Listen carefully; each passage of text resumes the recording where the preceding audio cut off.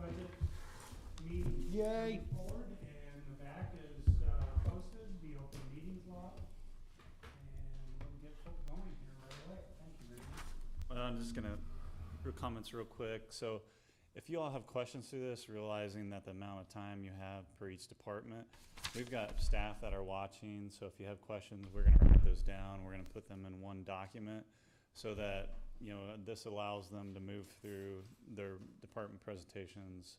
And then if there's time, realizing that we don't have a lot of time, but we're gonna come back with more information.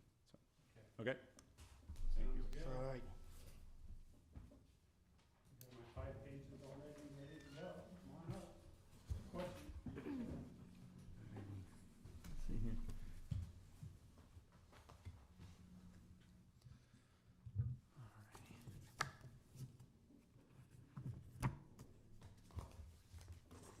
All right. Got to turn mine on. Do you guys have, oh, you guys have these down here? Yeah, we can see. Oh, okay, We can see okay. them up front here. Thank you. All right, sounds good. Thank you for the opportunity to speak today, and I will respect your time quite fully here. Building and Safety Department, these are of course the visions that are outlined by the administration that kind of are the underlying items that we look to form our programs for. Building and safety, I like to think that we contribute to varying degrees to all of these visions. Safe and healthy city and strong and resilient city, probably the most, between our enforcement of codes and inspection and complaint investigations.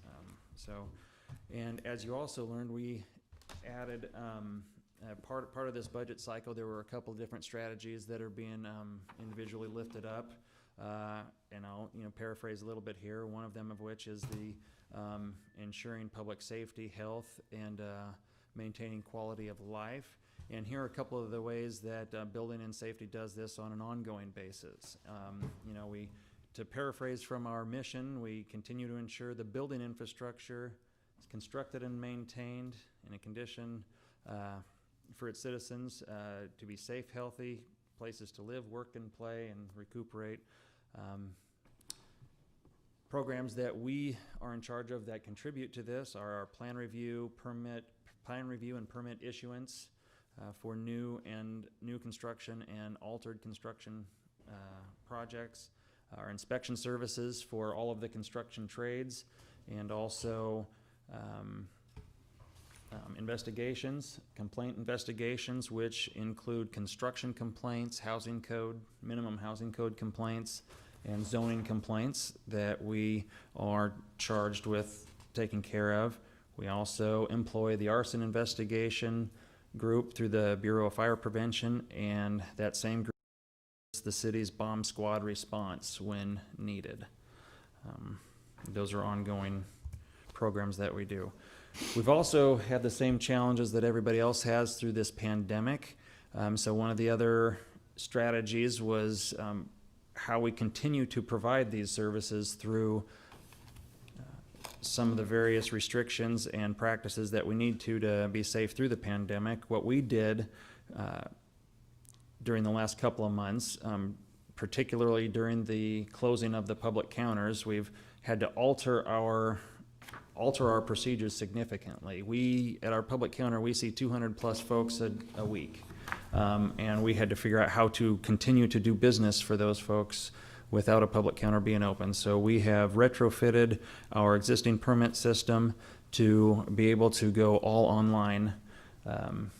online business. It's not perfect, but we have been able to maintain business through the pandemic through that. We've reassigned employees to facilitate that. We're taking a lot more phone calls, helping people through. And then part of this has allowed us to send some folks home to work in a safer environment. We do have plans in place to reopen the public counter at some point. First of which is including plexiglass dividers that we'll put up, requiring employees to do social distancing and wearing masks, frequent sanitation cycles, And inspectors are wearing masks when they go into occupied structures. And we have also, although not many people have taken advantage, but we do have provided for remote video or photo inspections, which not only keeps people safer, but it saves time as well. We just haven't had a whole lot of so now moving into the budget part of it, the first couple of things that I'll point out to you is changes in staffing. So here are a few of the changes in staffing from the current budget cycle that either occurred during the previous/current cycle, or that we are proposing with this new budget cycle. So these are kind of the added or altered positions that we have. We have a net gain of 3 FTEs over the previous budget cycle. Not all of those are warm bodies at this point. System Specialist 1, we downgraded from a System Specialist 3, and that is as of yet unfilled. The next one is a Data Analyst, and this is an added position. It is unfilled, and both of those were put into the budget prior to all of this happening. So we have left it unfilled, and for 2 reasons. One, the kind of the budget, the budget uncertainty, and then also as Mr. Young will explain later, there's some changes going on in IS that may allow for these positions to be unfilled permanently. So there's that. We also have a permit assistance, which is kind of our frontline administrative position in our department. We actually eliminated 2 of those, as I'll explain later. One of those we altered and elevated one position to provide the supervisory needs for that group, and that position is currently filled, and we are very happy with that position. We have added a plans examiner 1, plan review engineer, and a plumbing inspector. All 3 of those are directly related to workload increases to continue to provide the level of service that our customers are they expect to receive from us. The permit numbers continue to increase on average over the over the 3 and 5 year average. We, even in the current climate, at least for now, our permit numbers are exceedingly strong. We are at the 3rd highest year for new housing permits over the last 15 years right now. So those positions go directly towards maintaining that level of service. And here real quickly is some of the positions that were eliminated. Like I said, the System Specialist 3 position was eliminated and changed to this 1. We eliminated a permit assistant altogether. We elevated the 1 permit assistant to the administrative aide, and then we did have a professional technical worker. And if you remember, we utilized those folk to kind of augment our staff when we have somebody willing to do it. If we have a retirement, oftentimes that retiree will say, "Hey, I could use a little bit more income and I'm kind of bored," so they can help us out with that. Well, this one decided that they wanted to do retirement for real and decided not to help out anymore. So that's a very quick summary of our staffing changes. Now to this is, and you have this information in the budget book. This is our the financial numbers here, revenues and expenditures. Just a couple of increases that I'll get into here in a bit. There was a couple of noticeable increases, particularly in the other services and charges category and the capital outlay equipment. Now, building and safety doesn't really have a capital, a capital program. We don't build stuff, but we do facilitate the building of stuff, and so it kind of goes to that. So the increase, the non-HR related increases in other services and charges, we have, for the first time, we're getting charged an administrative services bill that helps us to account for our portion of, law, HR, finance, those services that building and safety utilizes. And for us, that represented an increase over the previous budget cycle of about $200,000. So that went into there. The other increase in there was a roughly $250,000 increase for IS services, and this went to security enhancements and the new cost allocation program for us. Capital outlay equipment is really our only true ask for this budget cycle. It is about a $500,000 estimate at this time, and this would be used for software upgrades for our system that currently handles the annual permit renewal process. So we issue operational permits and apartment licenses. They're both renewable permits. They are not like a building permit where it's one and done. So this system will, for those customers, set up a kind of a one-stop online shop for them to never have to come back down and handle those renewals. And so it'll also handle the automated online permit inspections for those permits that require the annual inspections.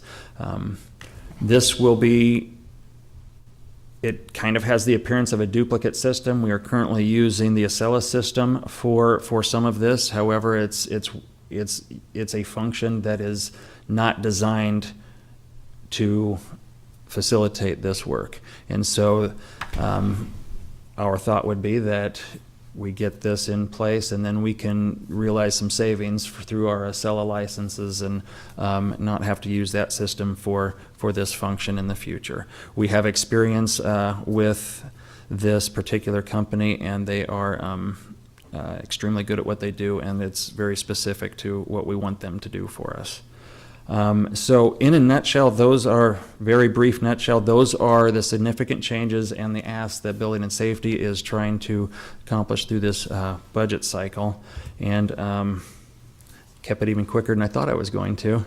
So I don't know if you want to take a minute for a question or not. We'll jot our questions down and then ask them at a later time.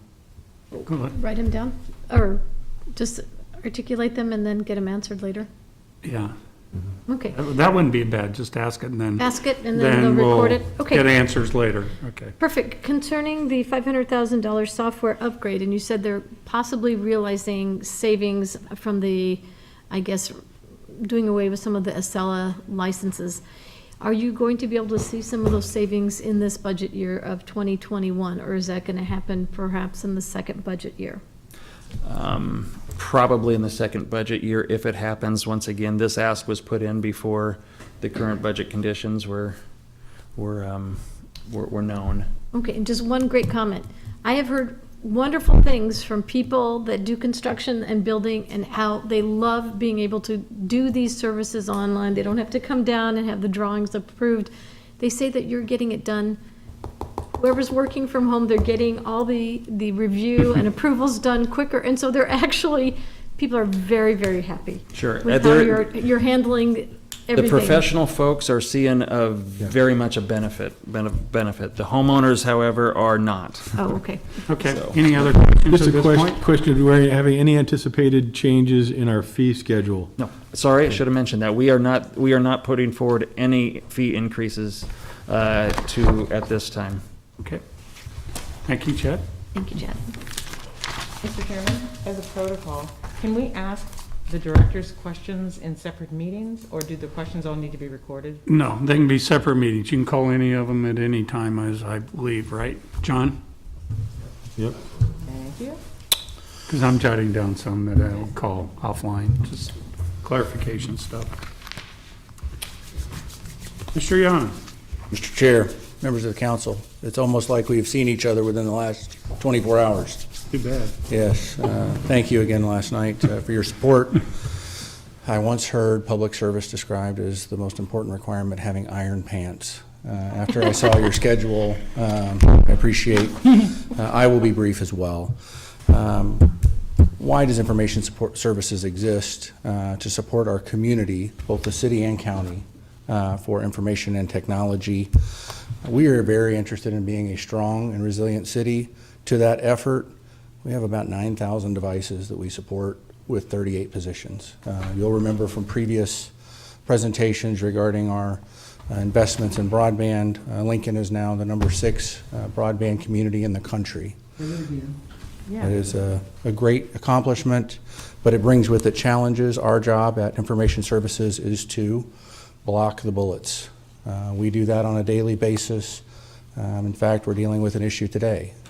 As our friend Neo here will tell you, it only takes one hacker's attack to get through, and that's a challenge. The budget we have asked for your consideration builds on this concept. The mayor talked about yesterday, both Atlanta and Baltimore. Beatrice, Nebraska, last year was a victim of a hack, as well as hospitals in Omaha. So this is very close to home. To build on a safe and healthy community, we need to update our servers, our databases, and our PCs. Yesterday evening, this council took a huge step forward in approving an agreement with Microsoft to do just that. Thank you. As part of that agreement, M365 will be moving all of our files that are stored locally today to the cloud. And we will do that over the course of 1 year. We've also included security training in this budget. Many of you have watched the videos that we've been producing with Security Mentors, the company. The single most important thing we can do, both for our employees and for our citizens, is to train people in how to recognize malicious emails. That's the most common way that attackers get into your system. We block them through blocking. You've seen on your emails now, you get a banner that says this is an external sender, those kind of things. We're going to continue to improve those things. We have a budget proposed to you of $11 million this year. There are no FTE changes. All of the additional funding goes right into security-related programs. We derive that funding from the city and the county, roughly a 70-30 split.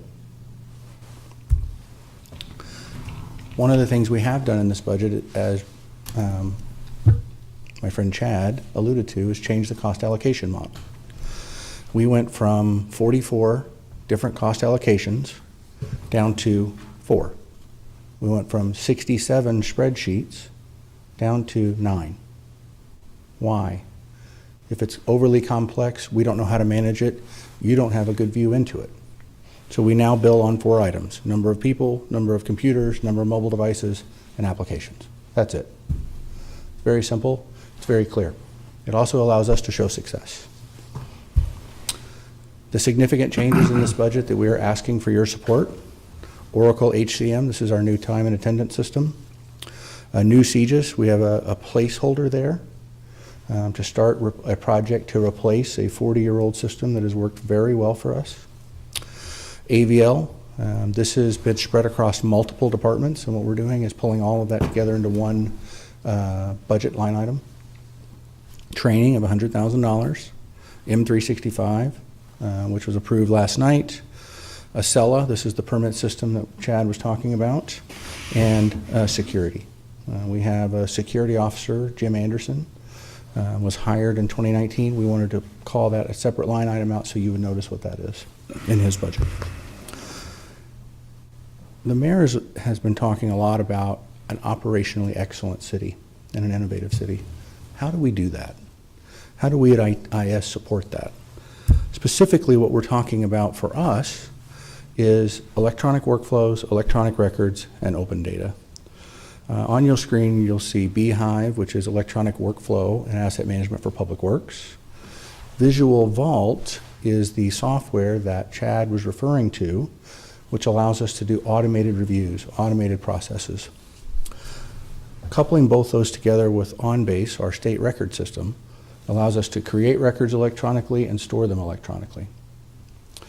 This allows us to streamline our process so anyone, anywhere in the city can create a permit, ask for an inspection, and the inspectors can create that inspection report and store it.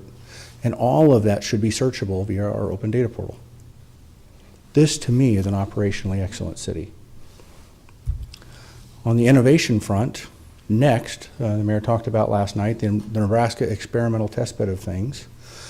You will remember in October of last year, September, the university and the city proposed an organization, a joint agency called iLink, Intelligent Lincoln. What that is a partnership between the city and the university to go after federal research grants in the smart city space, the smart agriculture space, and in rural broadband. So next, in 2018, the university and the city built a test bed. We call that Next 1.0. It has 5 sites. If you look at the northeast corner of Antelope Valley and Vine, you'll see the city site, and that's connected to 5 buildings across the city. 19 students have been, in the first semester of this year, using that platform to track planes as they're traveling over the state. And there are different applications for that. Next 2.0, this Friday, the National Science Foundation is doing a site visit for a $16 million grant. I'd love to show you a lot of videos on that, and we will very soon, but it's competitive. So we don't want to share this since it's a public meeting. That's it. Hopefully your iron pants I've saved for other times. Do you have something you'd like to say, Daniel? Question? Yes, thank you. Let's move this thing back in front of me, right? Mr. Young, thank you very much for your presentation. There are 2 things. First off, you said we were ranked how high on broadband in the country? Yeah, I wanted you to read that into the microphone again. We're doing 6. 6. And then you said you had a lot of things you were covering. You distilled them down to people, computers, mobile, and I didn't get the 4th one. Applications. Applications. Thank you. Those are my questions. Yes. I noticed that the building and safety had Acela in it as well as you. So is Acela $700,000? And you're splitting the cost? So what we're doing specifically, the concept of open data requires that we have interconnected systems. So Acela is our electronic permitting system. Visual Vault is our processing engine that allows people to set up recurring events. And then what we have done is taken $200,000 in information services to combine those systems together. So yes, it is a total of $600,000, I believe. It may be 7, but yes, that's the difference. Okay, thank you very much. And when we saw the cost on things, was that 70%? We're seeing the city side? Say that again. Are we seeing this, only the city side, the 70% that we split with? We split it with county, IT. You're seeing the entire budget amount. It is split 70-30. Okay, so we're only going to hold on to 70% Correct. of what we see. Thank you. Yes, the city adopts the budget, so you're seeing the total amount. In total. Yes. Thank you. Okay. Anything else? Okay, let's move on to planning. Thank you for the time.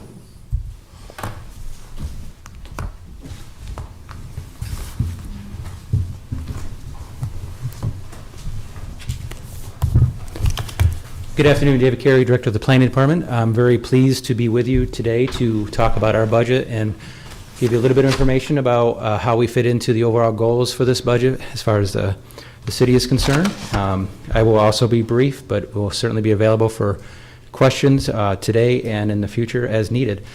What I'd like to start with is to let you know that the business activity is very strong still here in Lincoln and Lancaster County, so that is a very positive point to be made here for everybody that's involved in creating this budget. And specifically for planning's work, we really do serve the community to make sure that we're still growing, serving the needs of growth in the community. I will point out a few bits of information related to that, which is that our 348 applications through May compared to 307 this time last year. So we're actually above where we were, which is very good news. And the 10-year average through May is 329. So we're performing very well. We quite honestly didn't expect that given the slowdown in the economy for April and May. But we're very pleased to be able to serve the community at the level that we expect to be working at. So that is good. It was mentioned earlier by Building and Safety, Chad Blaha, but our building permits are also very strong. We continue to basically keep up with what our average has been for the last 5 years. I will note, though, that I did look at May as well. Those numbers that are on the screen now are through April. I was able to get some scrub numbers from Building and Safety just this morning, so I thank them for that. But our May numbers continue to be up as well. And then I took a peek at what we have for June so far, so we are continuing to see ourselves keeping up with what would be traditionally the level of activity for building permits. So our work is strong. We have a lot to do, and we intend to continue to do it. So how will the planning department be part of this strategy to make sure that we're still moving forward and we're getting the work done? So going through these main items for how we've been putting together this budget. So I'm going to talk a little bit in more detail about how each of these items are being proposed to be met as part of the work that we continue to do, and how this budget will allow for that. So for ensuring public safety, health, and quality of life, this has really encompassed a lot in our comprehensive plan. That is our guidance that we work on in general, and then it breaks down into all the different things that we work on. But the quality of life is really the one that is to be pointed out here, is that our whole point in the work that we do is to have that high quality of life for Lincoln and Lancaster County, and we intend to keep doing that, and our comprehensive plan is the basis of that.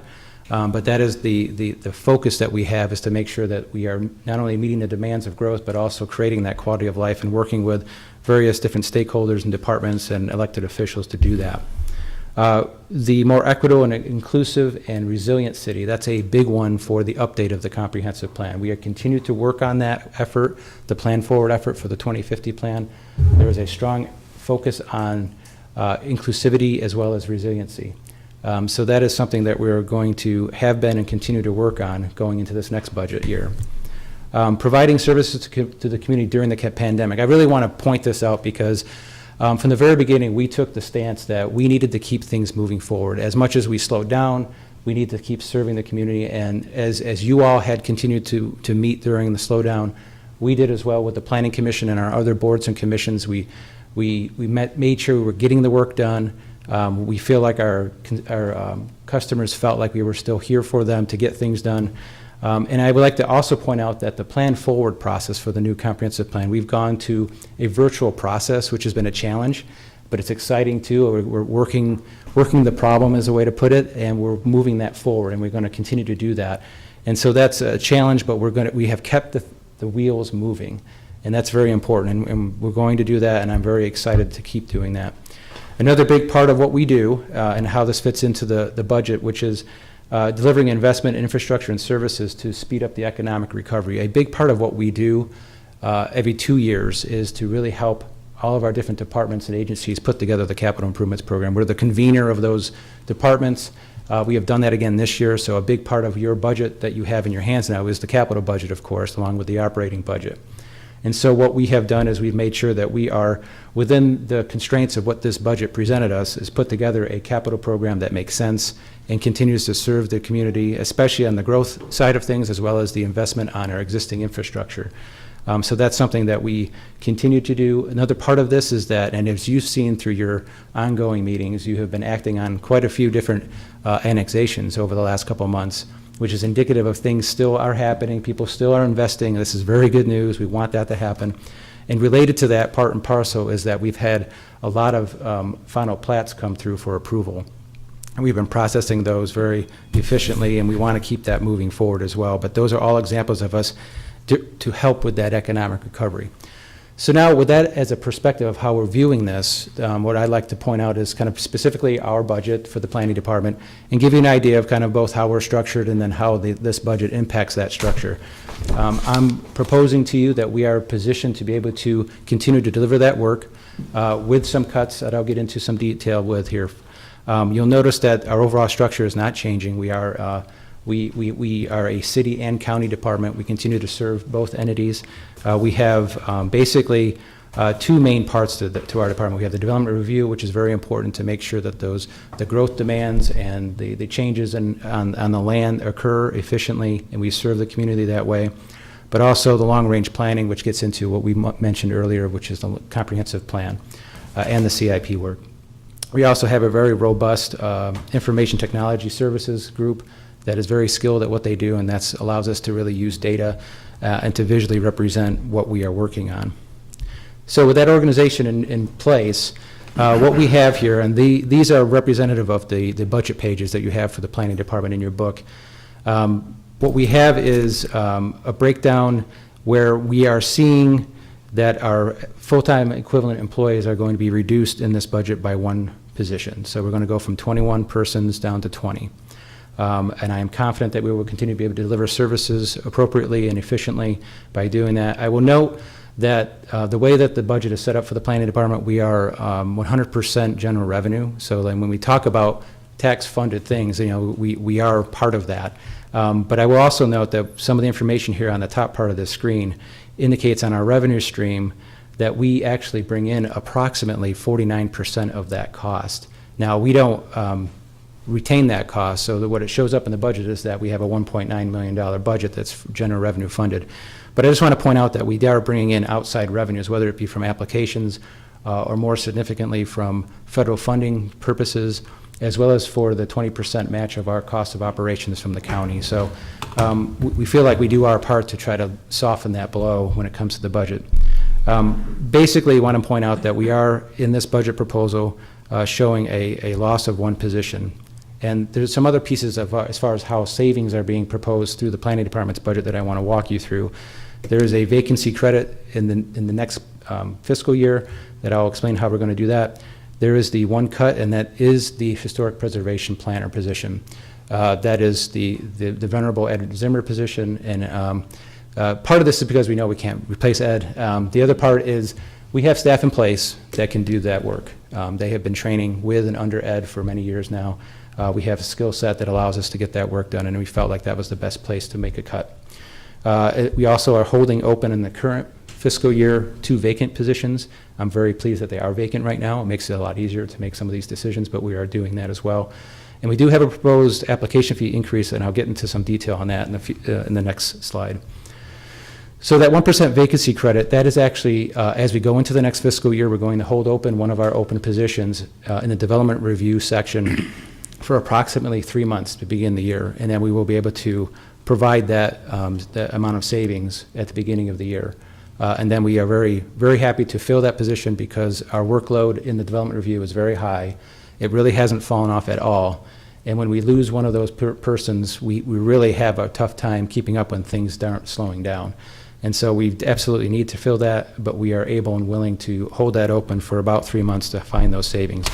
The savings on the cut of the FTE for the Historic Preservation Planner 2 position approaches almost $90,000 saved. I just like to point out that because we have a staff in my department of only 20 people, a cut of one position is a 5% cut in our staff. But like I said earlier, that we have staff on hand that has the training and the skill set to be able to do that work, and we're confident that we can do that. And again, we are going to hold open those 2 open vacant positions for the remainder of this fiscal year to provide a significant contribution to try to help with the shortfall this year. So we feel good about that, and we have worked things through to make sure that we can do that. To give you some information about what is a proposed application fee increase. So right now, I'm not saying that we are going to implement that fee increase with the budget. I'm proposing that we hold off on that until halfway through this next fiscal year in the March timeframe and see where we're at. See where we're at with the recovery, see where we're at if it makes sense at that point. But I wanted to just explain to you kind of how we got to this, which is this is a proposed 1-year increase based on the consumer price index for the Midwest region, which is basically a December 18 versus December 19 increase, and that's where the 1.35% comes from. In past budgets, we have gone about every 4 years to do a more significant increase. And basically for this budget, it was agreed that we want to get back to more of a every year side of things so that it's a smaller increase at one time, and only if it makes sense as far as CPI is concerned and things like that. I provide you that information for consideration. We're not moving forward with this as part of the budget approval, but I would like to at least put it on the table for consideration because it has been 4 years since we've done any increases. And I want to give you an idea of what that means. So a text change application would currently be $412. That would go up to $418. Going down to some of the higher fee structures, the $988 for a change of zone or a PUD application or special permit, that would go up to $1,001. So it is an increase. It's not a significant increase, but it is an increase. And if we were to do that every year, if the CPI would warrant it, we feel like that would be a better way for budgeting purposes. Again, not proposing as part of the action that you potentially would take in August, but it's something that I wanted to put out there so that it's not something we forget about. So to wrap that up, I will take any questions you have, but that is the way that the planning department intends to operate, with some cost savings, some cuts in our budget, being able to still deliver the services that we deliver on a regular basis and in high quality, and also to meet these strategies for this year's budget. Any questions? One comment. Oh, go ahead. Thank you. Just a comment. So, David, thank you for explaining the cuts that you've made. It leads me to ask for, if it's possible, maybe talking for Brandon. It'd be interesting to me to see all departments cuts, what all departments have offered up, like David has explained, for the bigger picture. So thank you for explaining what you've done, or are thinking about doing. So thank you for that. And Brandon, would that be possible in the end to see what all departments have offered up? If we don't hear it as we go through the briefings. Okay. James? I just had an overall request. Are we going to get a copy of all the PowerPoints that are coming in? I believe so. Okay, perfect. Thanks. One other quick thought. This is City County Planning Department. Is it a 7/30 split? Is this your total budget? This is the total budget. It is an 80-20 split, actually. And so this incorporates the 20% match that comes from the county based on our budget costs. That's part of that revenue information that you see at the top of that spreadsheet. Intergovernmental? Correct. Okay. Okay. All right. Thank you very much. Now we get the exciting Department of Human Resources. I'm sorry. Was that sincere or Yes. sarcasm? Absolutely sincere.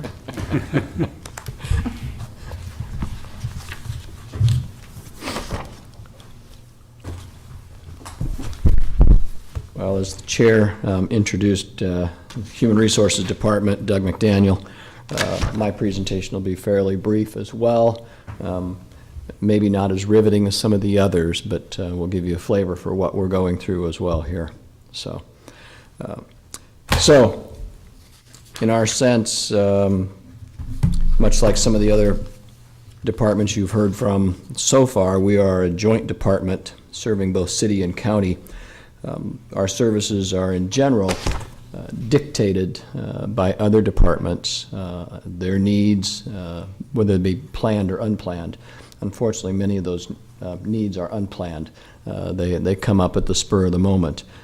So we are impacted and involved in any growth or progress experienced by any city or county department, which may happen, at any point in time, like I said, planned or unplanned. 6 divisions within human resources itself. Risk management, employment and employee relations and training. I could be off here, I'm sorry. Yep, I'm reading the wrong slide, I apologize. So, move to the next one. Risk management, employment, employee relations and training, compensation, classification, labor relations, benefits, police and fire, pension, HR operations. Those are the primary divisions within HR in the areas that we actually serve.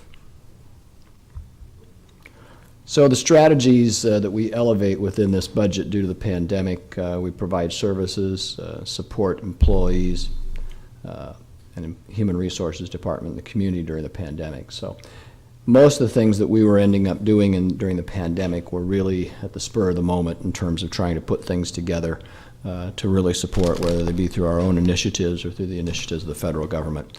We also had some community departments who were saying, we need some assistance. You seem to be on the edge of things, so can you assist us in some of those things that need to be done immediately?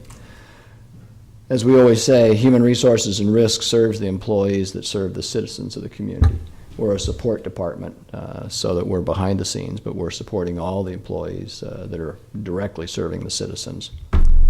So some of the things that we did during the pandemic, to give you an appreciation, we immediately developed a telework policy that enabled many employees to work from home, therefore stabilizing their incomes and allowing them to have a continuous income stream and continue with productivity for the city. We developed paid pandemic leave policy to financially support our employees. We also created the Extended Family Medical Leave Act that was required by the Families First Coronavirus Response Act. That enabled a fair amount of work on our part to operationally change things, but also to support our families and our employees that did not have school or childcare during that period of time, and that continues on today. We also enacted the Emergency Paid Sick Leave Act as required by the FFCRA as well. Additionally, we created and gave input to numerous other internal policies and directives to support and protect our employees.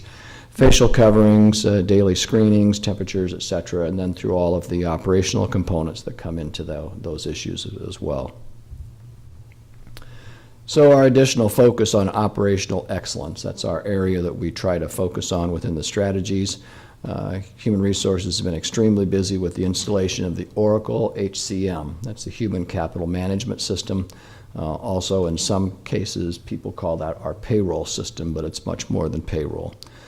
This system is replacing the Tesseract payroll system, which is the legacy system. I'm sure you recall hearing something about that. It's a circa 1990s payroll system.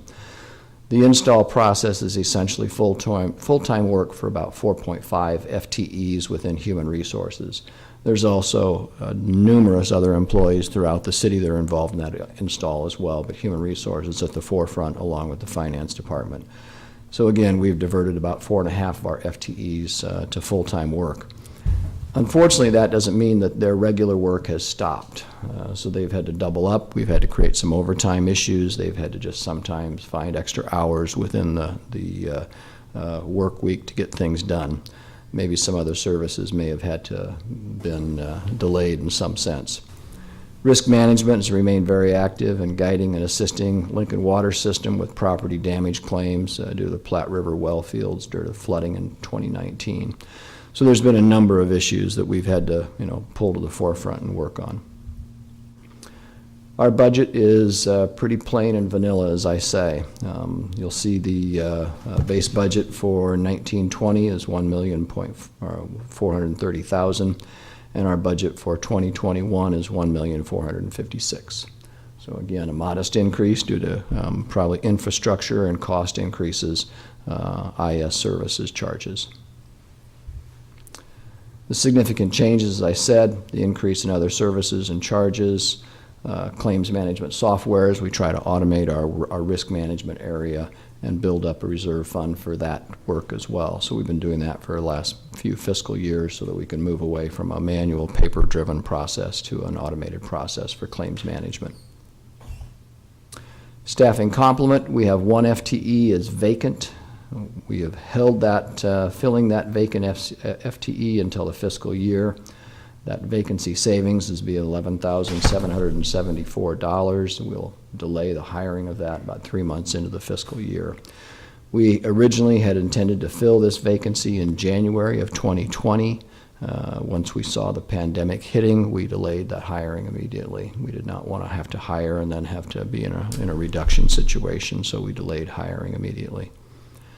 Risk management, we have 15 FTEs dedicated to the HR function area for both city and county. Risk management, we have 6 FTEs that manage the city risk function areas, so we're a relatively small department. I give you a little statistic there. HR to staff ratio is 0.49 per 100 employees.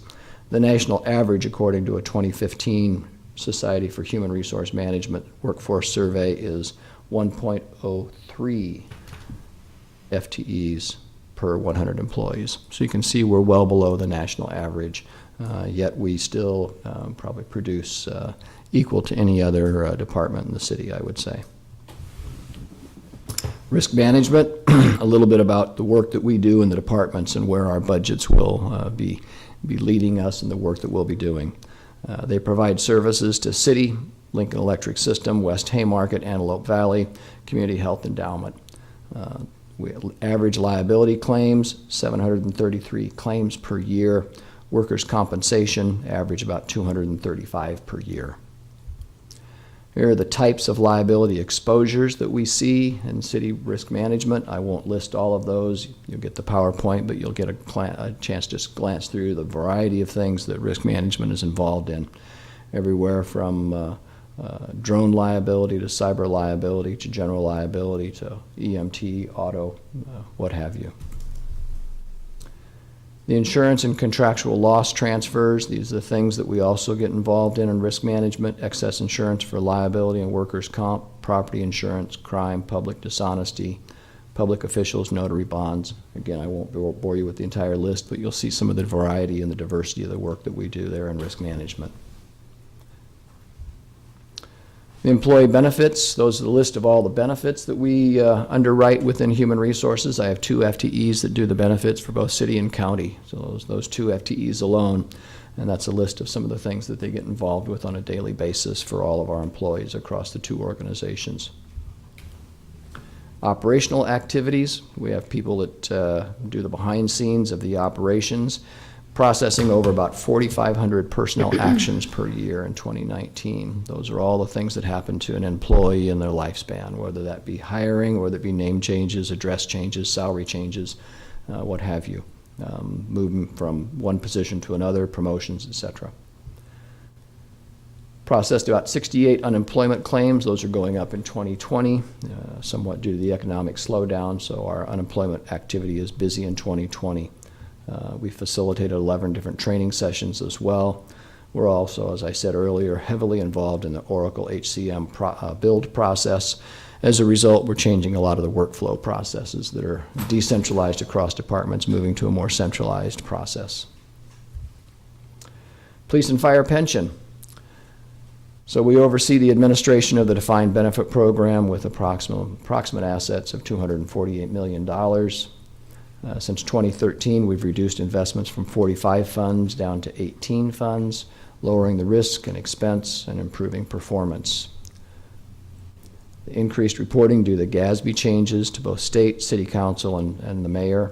We've also increased in contract management, actuary contracts, MMRO, which is our medical review consultant, investment advisors, our DROP advisors. DROP is the acronym for Deferred Retirement Options, and U.S. Bank. So we've tried to move all those things to other contracts so that we have a better alignment and we have better, I'll say, separation of services. We oversee the disability claims management for all police and fire pension participants. That's seen a steady increase since 2008. So again, if someone covered under the police and fire pension incurs an on-the-job injury which leaves them disabled, then it comes under the police and fire pension. Graph, while it's somewhat difficult to see, it shows the steady growth in pension members from the active members to maybe the retired members and the disability claims, etc. Again, we'll give that information to you later on in print or electronic version so you can study that carefully. But you see that the pension continues to grow in terms of the retirees and the claims. The pension funding progress. The funding level has increased from 63.7% back in 2015 to 77.7% this last year. While that's an increase, I will admit to you it's a slight decrease from the prior year. We lost a little bit of ground in terms of the stock market. So again, we're not quite where we want to be with that, but we're still in a relatively healthy position. Investment results have improved from lower returns and more volatile to higher returns and less volatile than public fund peers for the last 5 years ending 3/31/2019. So again, we try to benchmark ourselves against other peers with our investment consultants. We've updated the investment policies and procedures. We've continued to focus on investment fiduciary training of investment board members. Those are all of our ongoing obligations. Compensation classification, another division within our department.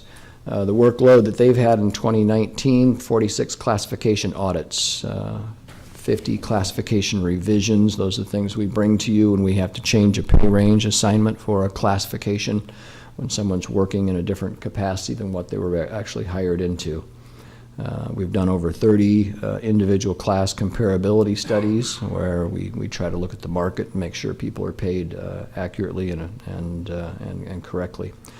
25 market surveys completed for other cities or counties, Department of Labor and things such as that. 5 union comparability studies as we tried to prepare for those issues and the economic issues related to negotiations. Preparations for city and county labor contract negotiations are ongoing throughout the year. Questions for applications for our customers. If customers have needs in that area, we try to streamline those a little bit and make those a little more succinct for better screening purposes. All of our recruitment activities take place under this division. 1,036 full-time and part-time hires for the city and county over in the year 2019. So it seems like a lot, but some of those are seasonal as well. But still, it's a process that has to be put in place no matter who we hire. There's a process to be followed. The interviewing of candidates, we're also involved in interviewing at the department level if they seek that support. We've processed over 14,100 applications in 2019. So people who want to work between these two organizations, we have to score and certify all those lists as they get released. 507 drug and alcohol tests and exit surveys are conducted on all voluntary separations, and along with ongoing training for employees and managers. Promotional testing, there's a list of all the positions, the classifications for which we have promotional testing that we have to do throughout the year as well. We do those in a list order so that the promotional testings are ready for when there is an opening. Employee relations, again, dealing with all of the good things and maybe sometimes the not so good things with our employees that need to have corrective behavior and put in place. 166 separate disciplinary actions that could range anywhere from reprimands up through suspensions or terminations. 25 written reprimand appeals, so people have the right to appeal those disciplinary actions. The written reprimand appeals come directly to my desk. 12 investigations, those investigations could be allegations of sexual harassment, they could be allegations of inappropriate conduct, allegations of bullying, what have you. So all of those components that we've had to investigate and find an outcome on. Grievances under labor contracts, 2 arbitrations, and 2 reduction in forces across the city in 2019. So again, this division was very busy as well. Very quick, I'll try to respond to any questions. If I don't have the answers, I've got some staff here who might be able to help as well. I have a question. I don't need an answer right now, but I was curious just on how much the drug testing component costs each year and how much the test that we use cost and the staff time that goes into it. Okay, I can. Right now, I'm just yep, throwing that out there. I can certainly do that. I will tell you that drug testing is required for us under both labor contract and under the federal transportation laws as well. So yes, but I'll be happy to get that cost for you. City-county ratio in your budget? 70-30. That's what I was going to ask. Okay, Jane? That was my question. Okay. You have one? I do. Yes. The mayor had mentioned to us, and it's been part of our presentation, the development of a furlough policy, Doug. Mm-hmm. Well, at some point, could we get what that may look like? Certainly, That'd be be great. happy to. Thank you. That is being negotiated with the unions. We have it in place currently with our unrepresented employees. So Okay. I don't know what it may look like for each particular union, but certainly. Wait, Doug, Yes. did you say that you currently have a furlough policy in place for the unrepresented? We do, Oh, you do? Okay. Could we get an idea of what that looks like? certainly. Okay. Yeah, it's online as well, but I'll be happy to send it to you. Okay, So- thank you. Any other questions? Thank you, Doug. All right, thank you. Thank you. Hey, I got one quick question. The City Risk Management Department?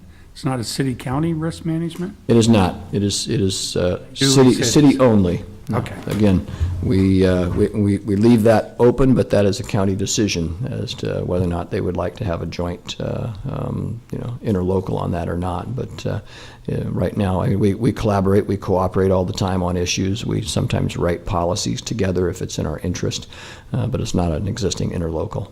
Okay. Okay. Good. Okay, thank you. We'll move on to the Department of Aging. He was here. Yes.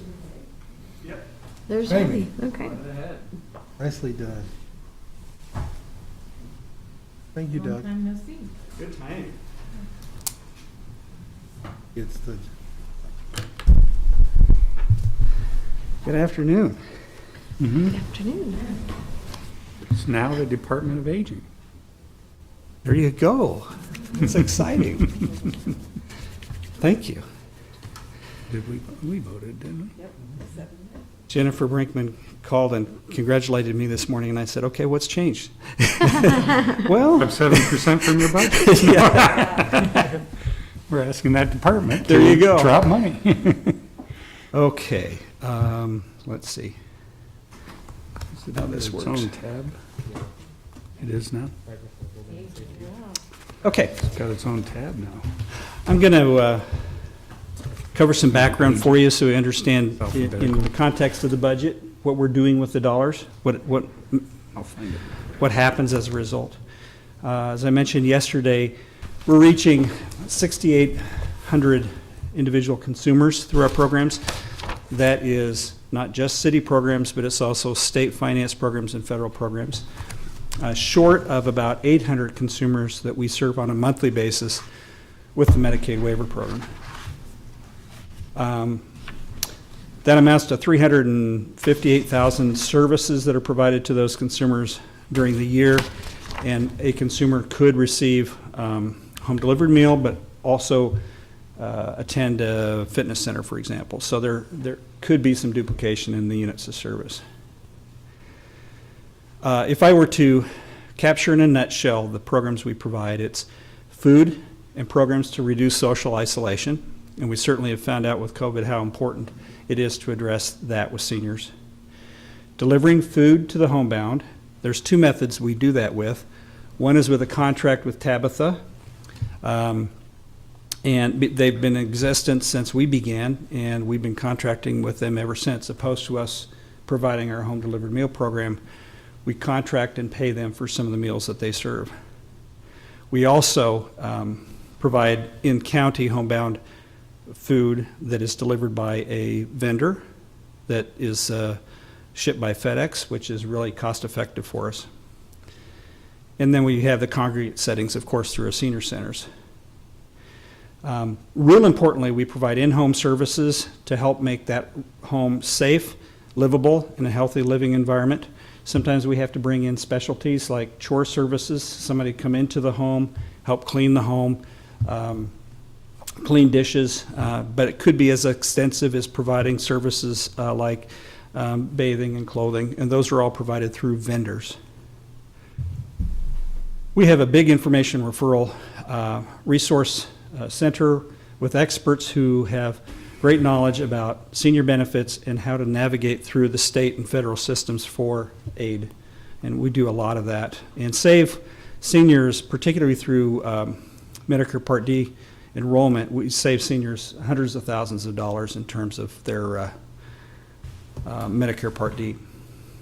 And then we promote healthy lifestyles in seniors through improved quality of life and health management. And that's primarily through our Health and Fitness Center, which is a state and federally funded program.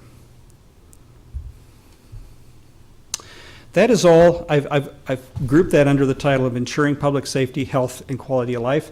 I really thought this was a quality of life issue and a health issue, but these also apply to the next category, which is, building a more equitable, inclusive, and resilient city. We do have some very specific, diverse programs. We have a staff member at the Asian Community Center that helps with what's called state care management programming. So they're directing their case management to seniors within the Asian population. We have built on a program that's called the Aging and Disability Resource Center, which provides access to persons with disabilities to answers on where to receive services. Our prioritization is to people in poverty, but that's not exclusive to that group. Just with limited resources, we have to prioritize it in that way. And then we maintain continuity of operations to ensure the agency is resilient, and I think we found during the COVID event that we certainly have lessons to learn, but we did a very good job in other areas. Okay. Let me give you I remember things by story. Let me tell you a really quick story about a consumer that we learned about a couple months ago that we started to serve. And this was a referral from the general community. A neighbor was concerned about a senior who was living in their home, rarely got out. The neighbor knew that the pricing of this housing was increasing and was concerned this person could afford to live there, and believed that there were also some mental health issues involved. So we played a home visit. After a couple times, we gained the trust of the senior, but we found that senior, all they had in the cupboard was peanut butter. And it's shocking to me to think that we have that in Lincoln, Nebraska, but that was the case. The individual also was not into some public benefit programs that would provide some SNAP assistance or other types of assistance. So through that effort over the last couple months, we've been able to provide some support to that person to make sure their shelves have food, that they're accessing benefits. And once the senior centers are open, we'll be able to help them with the social isolation. That's a really good example of what we do every day.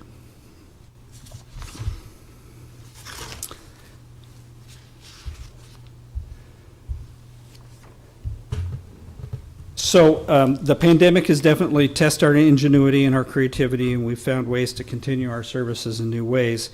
We've learned some important lessons, of course. The importance of addressing social isolation, which causes or heightens mental health issues with seniors and a lot of people.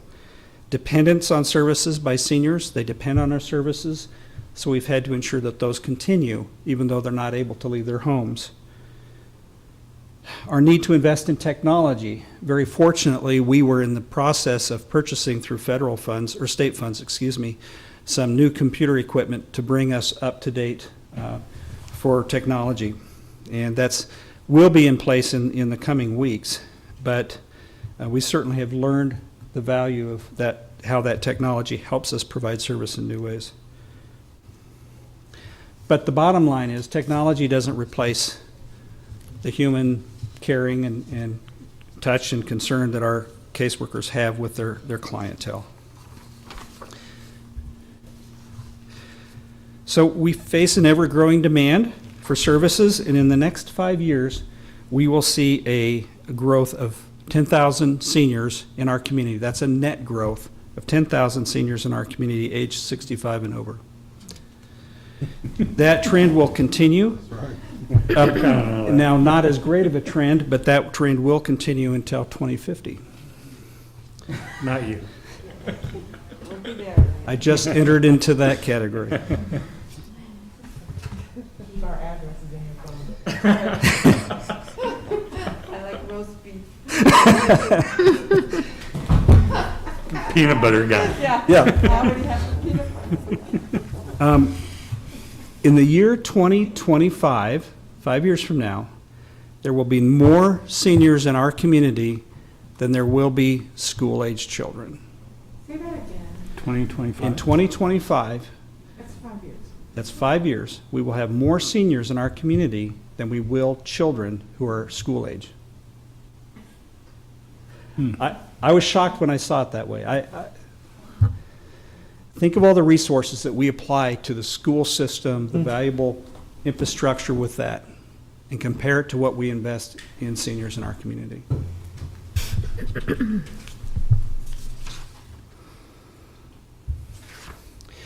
Here's our history of general fund funding for the agency and where we're at from an FTE level.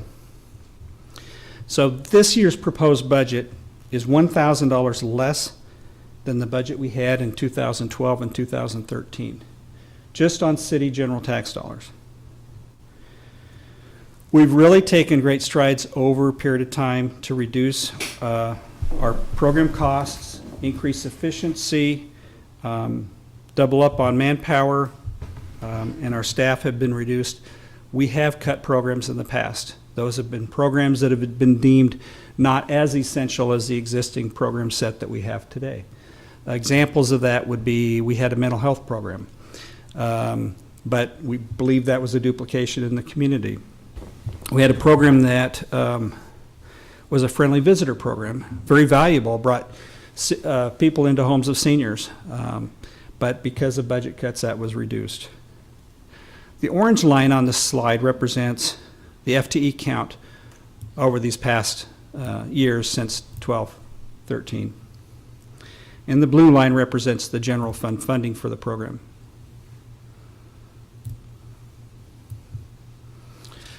The way we've looked at the budget this year is because of the circumstances of the city, we all have to do our part. Every department, no matter how painful it is, has to contribute towards helping us be successful financially as a city, and we've done that. We have some modifications we'll share with you. But I think my point on this slide just is, and I think you all share this feeling, that in many cases within the city, we are at bone. We can't afford to go further. This is what the impact is, direct impact is on the staffing shortages that we've had in the agency. We track the number of days it takes for a client to come out of our first service program, which is where we receive a call from a client wanting assistance, and then move it to a care management staff member for a possible home visit. And the most critical part of this, of course, is as you get into the red, you have steps that take more immediate action. And we prioritize this so that we're initiating people at the higher severity level are getting visited sooner. But we experienced in the 3 category, which is it requires a home visit from a caseworker. An example would be family comes home for Christmas, they see mom, realize mom is struggling with some falls, they need some form of assistance, maybe has some nutritional needs or some dehydration. The care manager is going to need to go into that home, assess the situation and see what's needed, and to talk with the consumer about their needs and what they perceive as being the needs. And we had, for example, 211 people on the waiting list with an average wait time of 13 days. We never know for sure when we get that referral to go into the home whether we're going to find somebody that really needs immediate assistance or whether they can wait 2 weeks. So 13 days to me is a long time. We had 62 people that ended up waiting 7 days, and they were in the long-term needs category, crisis needs, and then 5 requires immediate action. We had 8 people that waited 4 days. Some of that's also due to staff vacancies or staff turnover. But our request to the mayor's office this year for budget modifications was to increase our staffing by 2 care managers so that we could reduce this wait time. Taking all this in perspective, the growth, where we're at, we're faced with some really significant challenges in the coming years because 6 out of 10 seniors rely only on their Social Security for their retirement, which is above poverty, but not a heck of a lot more than poverty. What we're seeing already is more homeless individuals that are seniors. And in our cases with senior centers, the most important meal of the day is the one they get in our senior centers. But the point is we're going to see more seniors that have financial challenges as we get into the coming years. Pension programs are no longer popular, so there's not that backup, and people have had difficulty saving for retirement for whatever reason.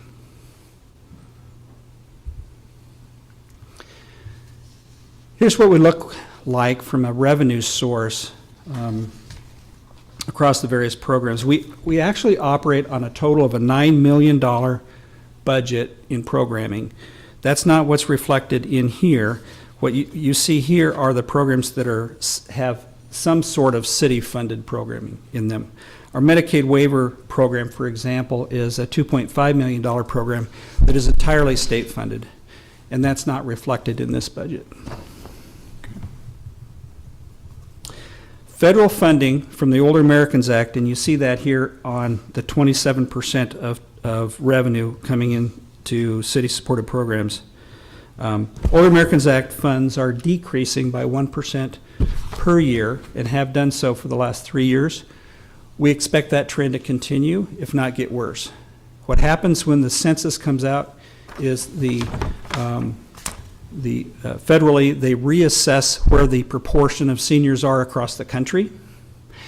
And we've been on a hold harmless agreement over the last 3 years. That's why our decrease was only 1%. When the new census comes out, there is no hold harmless agreement. So if you have a greater percentage of growth in Florida, for example, we may see stronger cuts than what you see here. Just pencil to napkin, I'm thinking that percentage decrease will be about 7% next year. We've gone to the state legislature asking if they will consider funding federal shortfalls. And we were able to get a preliminary approval from the Appropriations Committee for $1.2 million statewide to be put in this new state budget. Then COVID hit.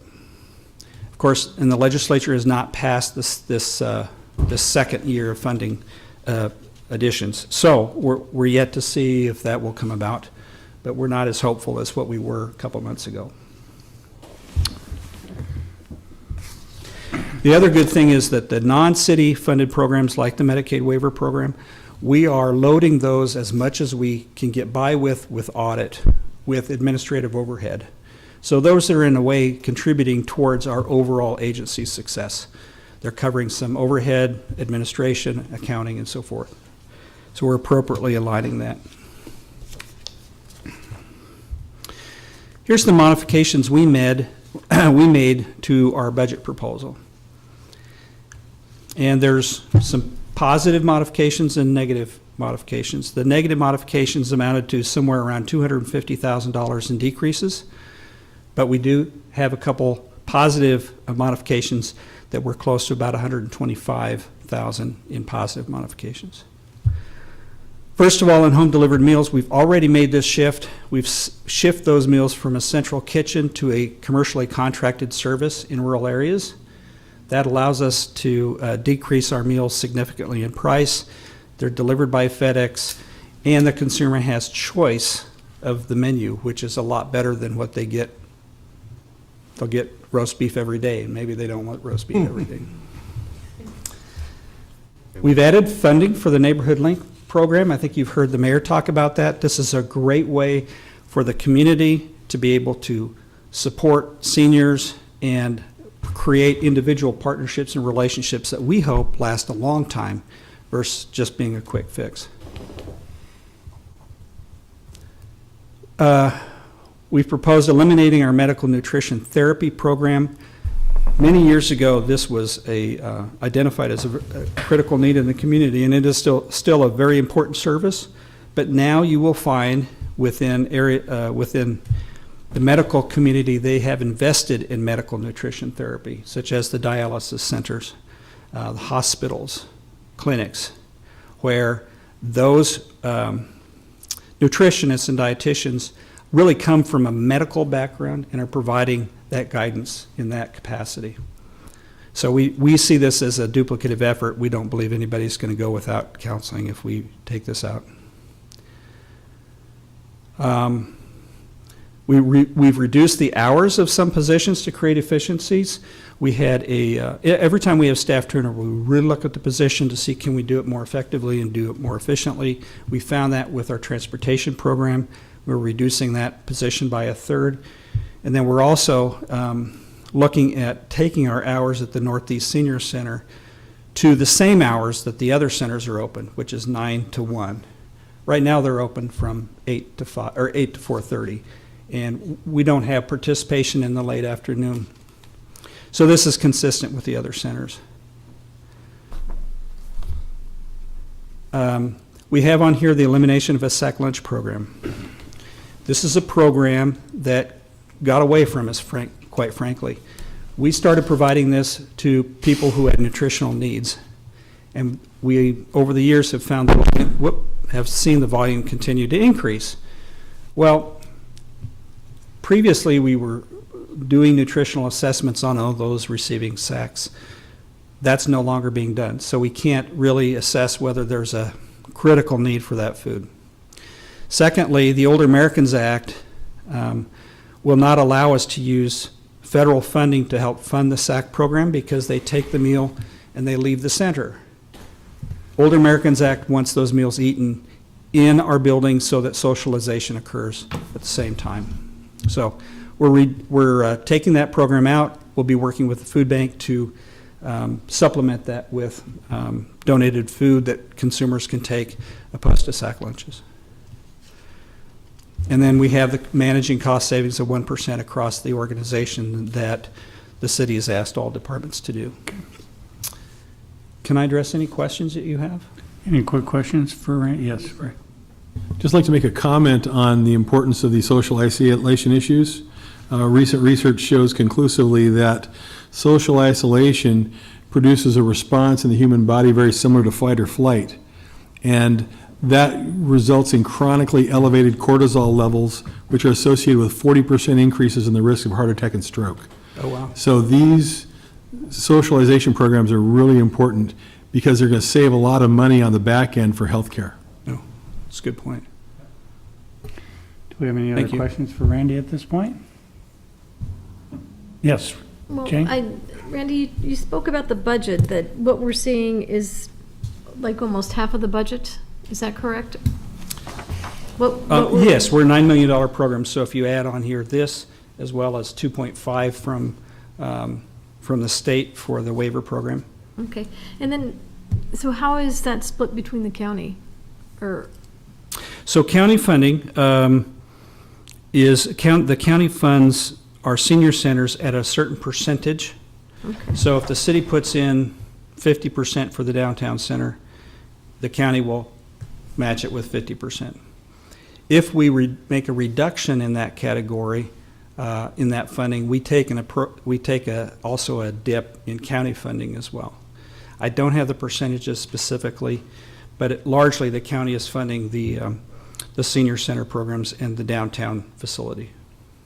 okay, because it says the county contributes 9%. Those, that would be, yes, that would be correct. But to the budget that we're looking at of 4.5. Right. Okay, That's what it looks like. okay. Yeah. Thank you. Okay. Thank you. Any other questions? Okay. John, should we take a short break and then do we have our next groups up? Yep. We can start early. Can we start a little earlier? Yeah, we can start at, in 10 minutes at 2:30? Yep. Okay.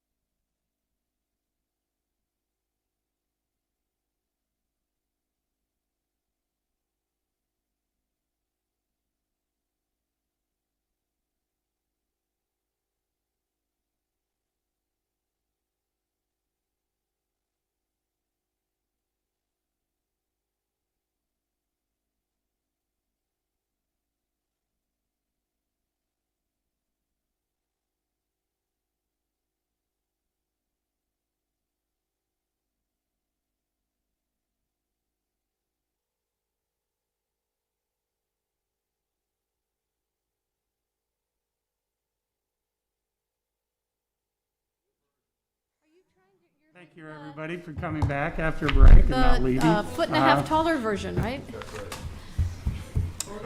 Order You in the didn't court. fool me. I was I just found thanking everybody for at least coming back after break, so. We'll continue on. Good afternoon, ladies and gentlemen. My name is Mark Hosking. I'm the Deputy Emergency Manager for Lincoln Lancaster County Emergency Management.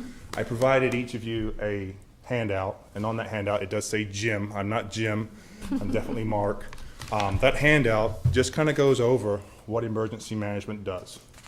Some of our primary responsibilities and duties.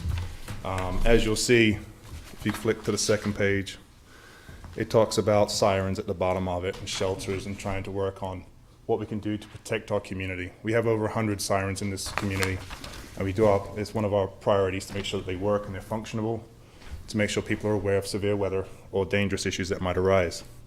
On the third page, it talks about training, education, and outreach. We want to reach out to the public, we want to educate the public, we want to help them. We do a lot of walkthroughs of schools and buildings to try to identify safe areas for them to go to in the event that there is a severe weather event. We work very closely with our community partners like LPS to go through the schools and help them with their situations. We work a lot with volunteer response agencies like the volunteer fire departments. We work a lot with paid departments, LFR, LPD, LSO. On the back of that sheet, page 4, we talk about state and agency liaison. We are the go-through agency to get to the state of Nebraska, to get to Nebraska Emergency Management Agency to tap into those resources that we may need at the local level.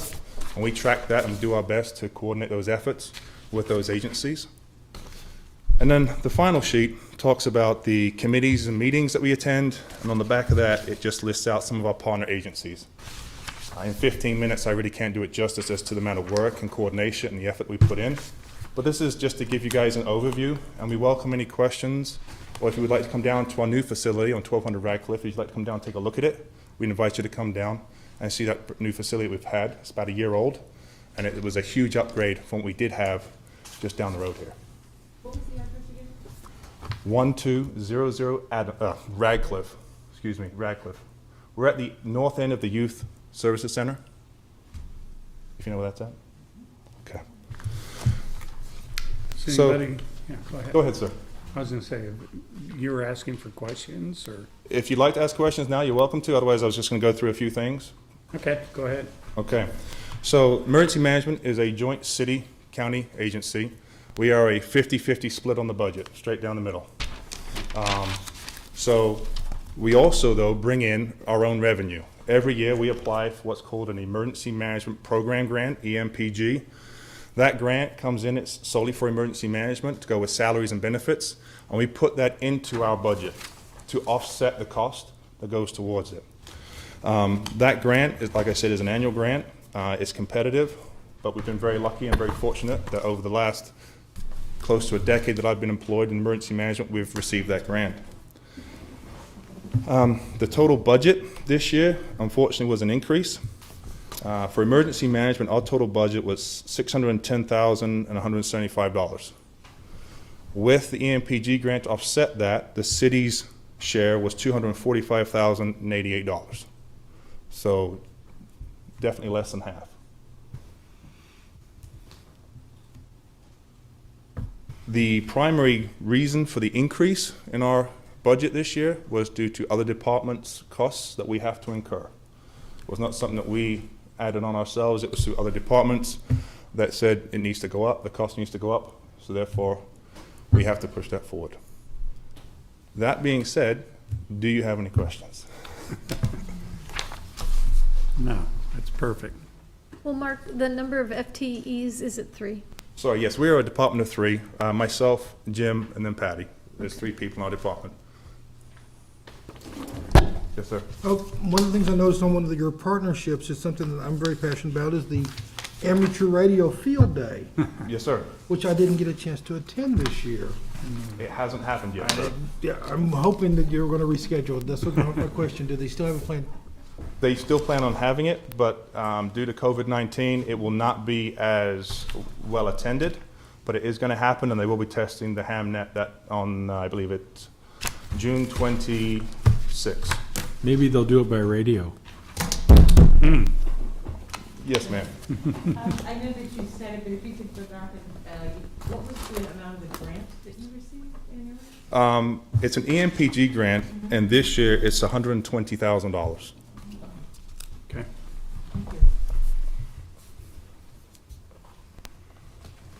Any other questions? Yes, Denny. Yes, sir. All right. Uh, Yeah, thank you. Pam? I'll wire this one in.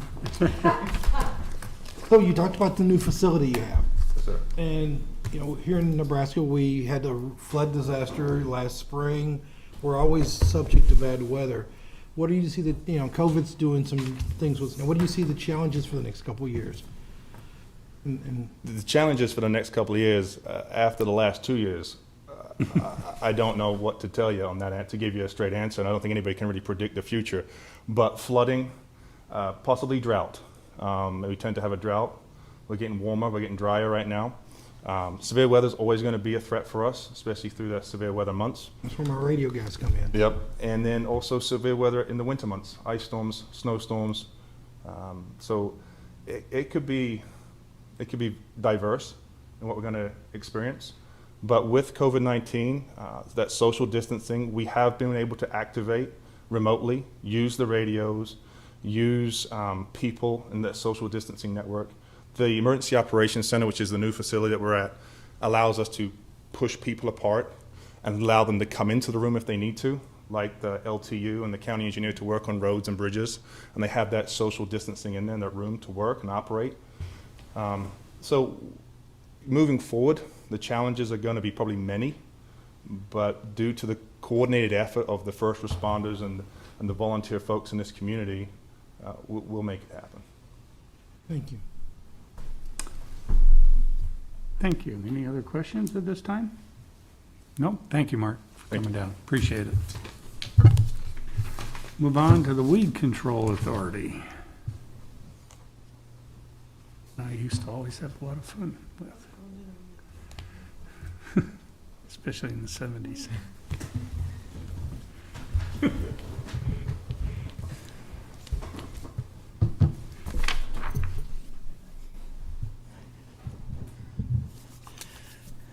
Good afternoon, Chair McGinnis, members of the City Council. Thanks for allowing me to come down and talk a little bit about weeds this time of year, which is a very popular thing out there these days. And I see this looks just a little different than what I turned in, so this is one of our noxious weeds here. I always like that because not all noxious weeds are ugly. Some are very pretty, and that's why people brought them to this country. So I'm going to go through just a little bit about what we do, and I'll touch on the budget. We are a 50-50 agency, and I'll give you the numbers on that in just a moment. So what we do, we provide a coordinated program for control of noxious weeds countywide. So that's in Lancaster County and in the city, and then weed abatement within the city limits of Lincoln. We did that by an interlocal agreement in 1996. The city's weed abatement program combined with Lancaster County noxious weed program, and the County Board of Commissioners are responsible to carry out that combined program. This is a merger that created a more efficient and effective agency, and it's more convenient for the citizens of the city of Lincoln and of Lancaster County, so they have basically a one-stop shop for noxious and weed abatement. We're the only ones in the state that do this type of program, and everybody else, those departments are separate. People still have to figure out if they're inside city limits, outside city limits, where they're located. So it works really well for the citizens of Lancaster County. So we have 4.4 FTEs. We have 3 full-time staff, myself, a chief noxious weed inspector, an account clerk, and then we run 1.4 FTEs for seasonal inspectors. So a little bit about our workload in 2019 numbers, because we're still in the middle of this one. We did 8,126 inspections within the city limits of Lincoln on weed abatement. We did an additional 1,168 inspections on noxious weeds within the city limits of Lincoln. So you're over at 9,300 inspections within the city limits. Interesting to me is that 30.3% of our noxious weed infestations come within the city limits of Lincoln. So noxious weeds know no boundaries. And I'll point out a little bit later, 3 of our 12 current noxious weeds are actually sold as ornamentals first, so they're more likely to occur within the city limits. One of the things that drives our workload is the Uplink app, but some of the numbers within the current year, within the, I think it was the calendar quarter, so this quarter that we're in, we're the #1 request for service ahead of COVID-19, and I saw the tree issue was catching up after the last couple windstorms. But we are very popular with the public these days. In 2019, we were second only to potholes. So we are a very sought-after agency as far as folks from the public, requesting our assistance. A couple other things we do on the city side. We manage both landfills for noxious weeds. And we started doing that 3 years ago because we had a hard time getting contractors to the landfill at the right time. As you may know, noxious weed control is a very timing thing, and when you get people there too late, you don't do any good. So we were able to acquire this piece of equipment. We hire a seasonal inspector that treats the noxious weeds at the landfill, and we've been able to make large improvements out there in the last 2 years. The other piece of equipment we use out there is a helicopter to treat the Phragmites in the fall. So we don't do it all, but we do all the groundwork. We have partnerships with all of your city agencies we work well with. This is just one example of a parks department. They built the kiosk, we provide the signs, we put those along the trails, just encouraging people to clean off their boots and their pets and stuff before they move on to the next trail so they don't spread the weeds around. And through that, we are part of the problem resolution team, which I know we're both on. And often we're the first line of defense on that team. So in the summertime, obviously, when the weeds are growing and out of control on a property, that's one of the first indicators that, hey, there might be something up with this property, whether it's in foreclosure or owner's deceased or something. So we work well with all those agencies in there. So why we're really here is the funding. We're a 50-50 funded department. It's right down the middle. Our budget this year is at $468,938. That's a proposed budget. The city's cost on that would be $195,458. The other $78,000 approximately would be from revenue, from the enforcements that we do, the abatements that we do, and then the administration fees tied with that. So one of our driving factors, I know you're going to hear time and time again, and you already have, is the increase of the GIS-IS funding.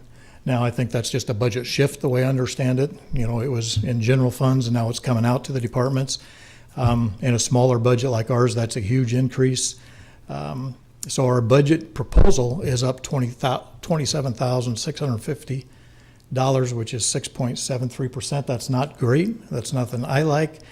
But I broke it down on those 4 items there that are really not controllable expenses. And those items add up to $27,110. So if you take those away, really our budget on this proposed budget is an increase of $540. So I've worked hard to control the line on it, and hopefully those budget shifts, make somebody else's budget look pretty good or help out. But I will tell you, in defense of IS and IT, I guess, there's no way we could do what we do today without their support. We would have to have a lot more staff, so they really help us, make us efficient.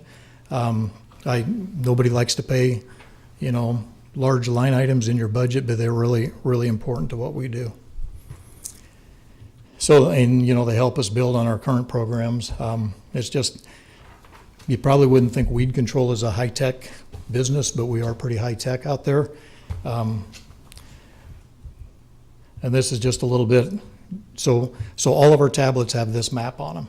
Every dot represents a work order. So our inspectors are live out in the field all day long. They can tap on a dot, it brings up their work order, they can enter in our database, and that's live right back to the office. So that really helps us too when somebody sees an inspector out there and say, hey, why was this guy out on my property? I can go right in there and we can look at the pictures, the inspection report, the inspector's notes, as soon as they do the inspection. So that's important. Last year we did close to 12,000 inspections. with 6 inspectors, and we couldn't do that without the support of IS.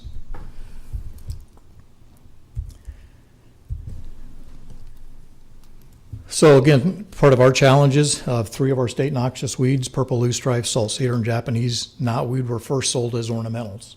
And that means they're going to grow in the city more likely than what they do in the rural area. But the photograph there shows just a single purple loosestrife ornamental plant, and then the photo on the right shows what happens when it gets out of its captive environment out into the wild. And the entire Platte River system by Grand Island was infested at one point with purple loosestrife. So as easy as those plants were to grow, they also grow easy in the wild, and that's what makes them so devastating. This is just a look to give you an idea of some of the challenges we face within the city. You know, noxious weeds out in the rural area are they're not easy to deal with, but they're easier when they're sitting in the wetlands of Fallbrook. And that makes it pretty tough for us to get a helicopter in there to do ground application to control those noxious weeds. So we have a lot of challenges within the city limits as well. With that, I would entertain any questions you might have. Yes. Sandra? I'm going to try not to like completely nerd out on you guys about weeds. But first, could you go back a couple of slides? I wanted to see where your significant increases in your budget were. On the budget? Yeah. It was the sort of the categories you were saying, that's it. So Okay. salaries, but okay, Sure. got it. Thank you. And then on the Phragmites, have you considered partnering with Parks and Rec and putting a controlled burn out there in the fall, and then do ground application so you don't have to use a helicopter? Just curious. All right, I'm nerding out on you. And are those at the landfill or at Fallbrook, wherever you have Phragmites? I'm thinking about Phragmites. And then, are those plants still sold? And I'm going to have to apologize because I'm a lip reader because I wear hearing aids, so I'm having a hard I'm time so even sorry. understanding. Okay, Phragmites, have you considered fall burn, partnering with Parks and Rec for a fall burn and then an application? Secondly, are those plants still being sold, the noxious weeds? No. Okay. So one of the reasons, so first on the Phragmites, and we've done a lot of burns out on the river systems, it has very little effect on the Phragmites plant. It does help get rid of the tall vegetation so you can get the herbicide down into it. On the river systems, we do that to help scouring on the rivers to move the sandbars, but it has no effect on the control of the plant. But we do work with Parks and Recs. In fact, down at Porter Park, down by Granger O'Shea, we've had a good partnership working in that park on Phragmites. And then the second part, yes. So once you put the noxious weed on the noxious weed list, it stops the sale of the plant. Okay. Yes. Are we winning the battle against Phragmites? Well, we seem to be losing the battle. I think we're winning it because the education factor is getting up to where we're starting to see a lot more people control it before we have to let them know about it. And landowners are starting to talk to each other. Nobody wants to hear from the government about their noxious weeds, but when the landowners start talking at the coffee shop, we're getting ahead of it. On a statewide basis, actually in 2016, the state legislature funded $1 million a year to help control it in riparian areas, and I happen to chair that task force for the governor's office. So I think statewide we're getting a good handle on it. In this county, it's our #1 problem. Okay. Thank you. All right, thank you. One quick thing I had, many years ago, you taught me what a Canadian thistle was, so. Well, I'm sorry about that. I've been to my dentist office and she's like, I got a letter from you, and that's never a good sign when you're going to go sit in the dentist chair. No, but you're right. Purple leaf right in the purple was a That's big not the thing chair you also. want to be in. Okay. No, it's education, just as long as people Yep. know what's going on. Sure, and we spend a lot of time trying to educate. Thank you. While you asked that question, there was a slide about fees and costs. So if I don't comply, what's the penalty? So the landowner gets billed a $100 administrative fee, which has been passed by the city council several years before I started here, and I've been here 9 years. And then in addition to that, whatever the contractor charges us.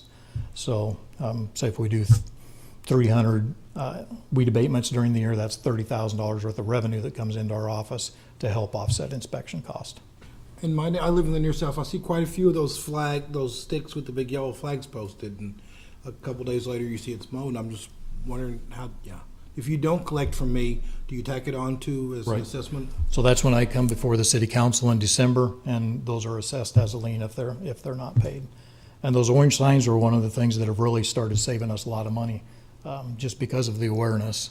Public shaming. And it increases, you get things taken care of a lot faster versus having to send something through the postal service, which may take 3 to 4 days to get there.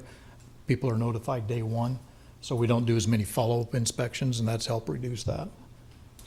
So yeah, those are. Working, thank you. Thank you. Well, if you see something, let us know about it. Did you need that slide up there anymore? No, I'm good, Answer thank to you. the- Thank you. Yep. Didn't see a dot on my property, so, okay. Thank you. You're not on the map, so it's okay, right? Yeah, got rid of those Canadian thistles. Did you like them? Oh, they're fun to cut with a machete. How are you today? Good, how are you? Good.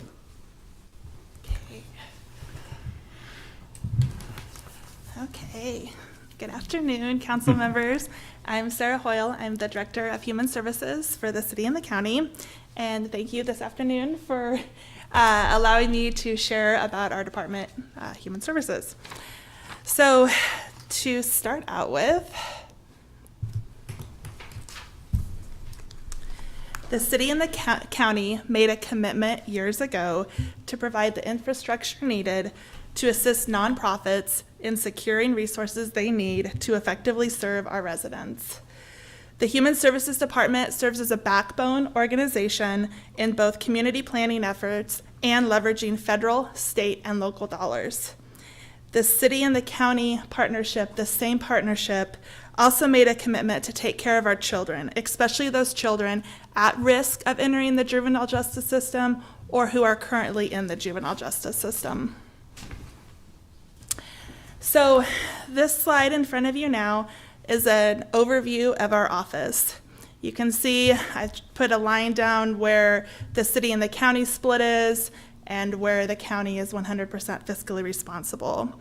The county pays for the accounting specialist that we have to help manage grants and so forth.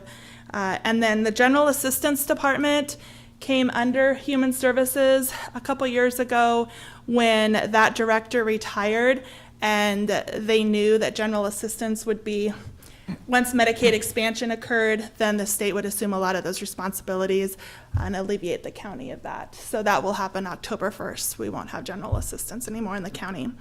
So with that being said, then the county and the city in our department split the costs for 7 employees. Now of those 7 employees, 3 are funded 100% through grants. Here's the funding breakdown of our office budget. You can see it's pretty close to being divided into thirds. Third coming from the county, third coming from the state, or from grant dollars, and then the third coming from the city. If you look at the budget, the way it's broken down, obviously most of our budget goes into our personnel costs.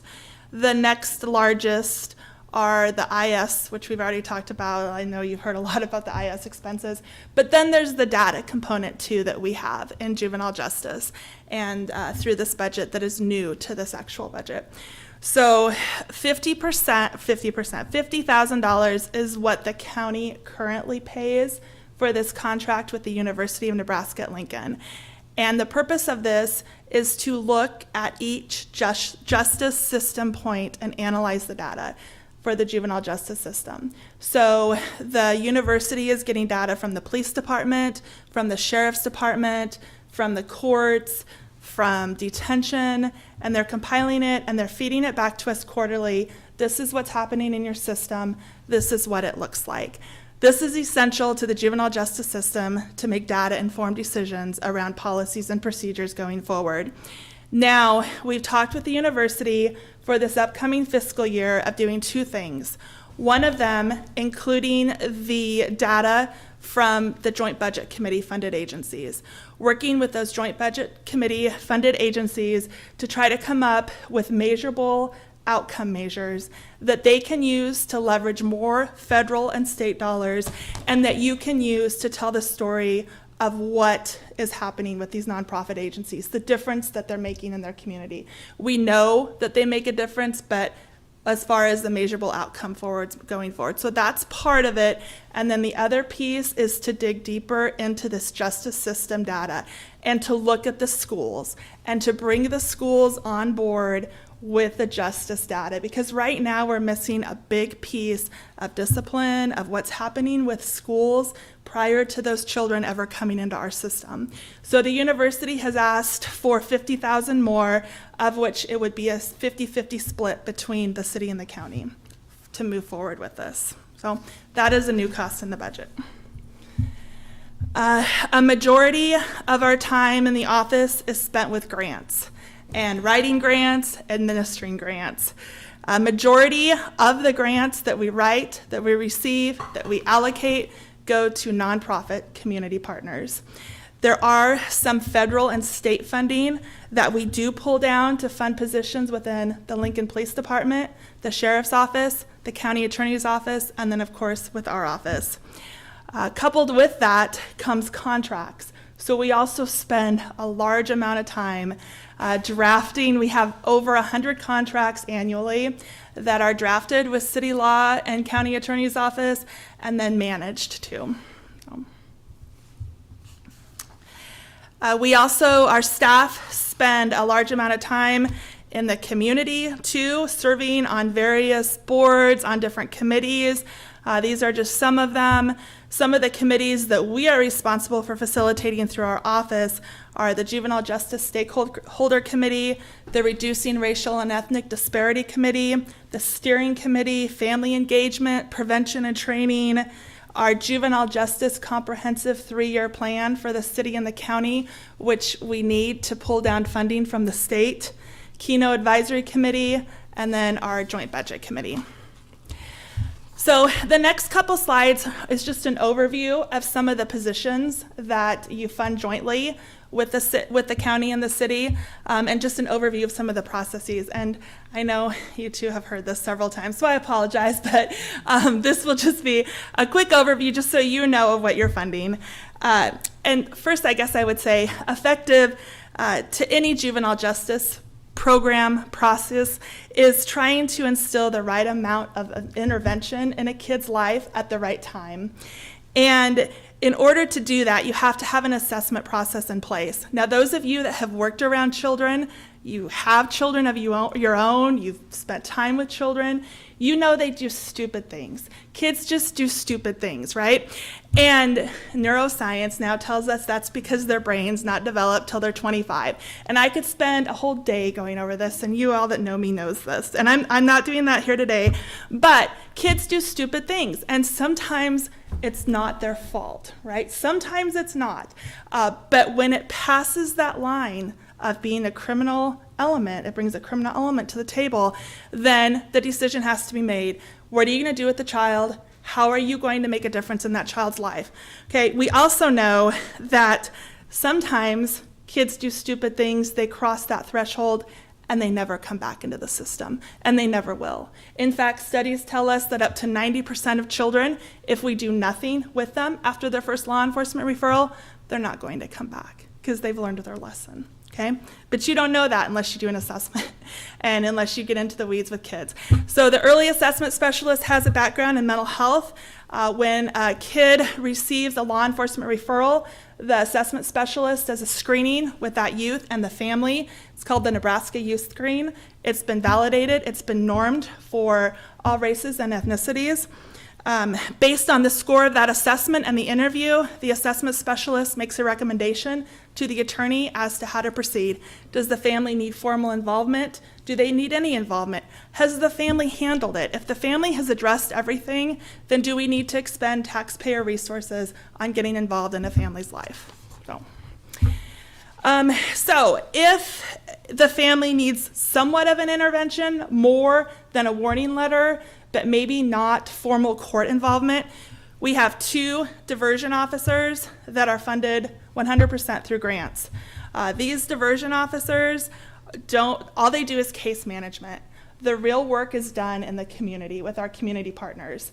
The goal of diversion is to try to get these families connected to a community center, a community organization in their neighborhood that they can rely on for years to come. So some of the people that we partner with over and over again daily are Malone Center, El Centro, The Bay, Cedars, Lighthouse. There's several I've left out, but those are the agencies that we have in the community that are really doing the work with our kids. We're just case managing.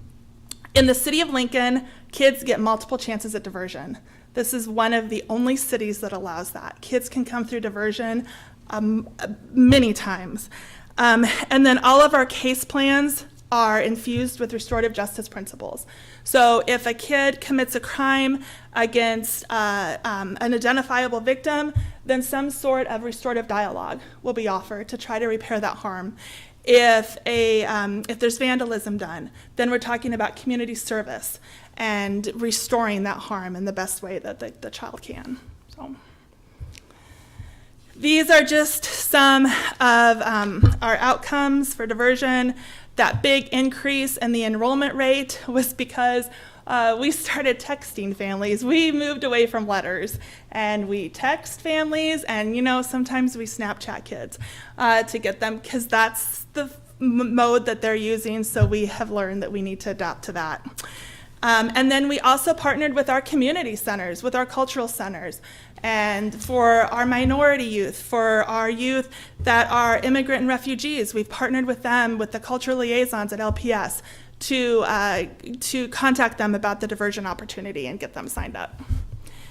This is our successful discharges from diversion. In order for any youth to be unsuccessfully discharged, they have to staff the child and the family with the juvenile justice coordinator. So it is a big deal when a youth is unsuccessful. You have to go through and make sure every attempt has been made to try to engage that family. And then along with being successful, we also want to make sure they never come back into the system. So our recidivism rate, we look at law enforcement referrals, and we measure it at 6 months, 12 months, and 24 months. This in front of you is at 12 months. And again, it's any further law enforcement referrals after they've left diversion. And then one of the key things that the university did for us with adolescent brain development, we call them now thinkers, because a lot of times they can't think not too many days in front of where they're at now. That's just part of adolescence, right? And so what was happening is we would contact a child and a family 3 months, 6 months after the offense.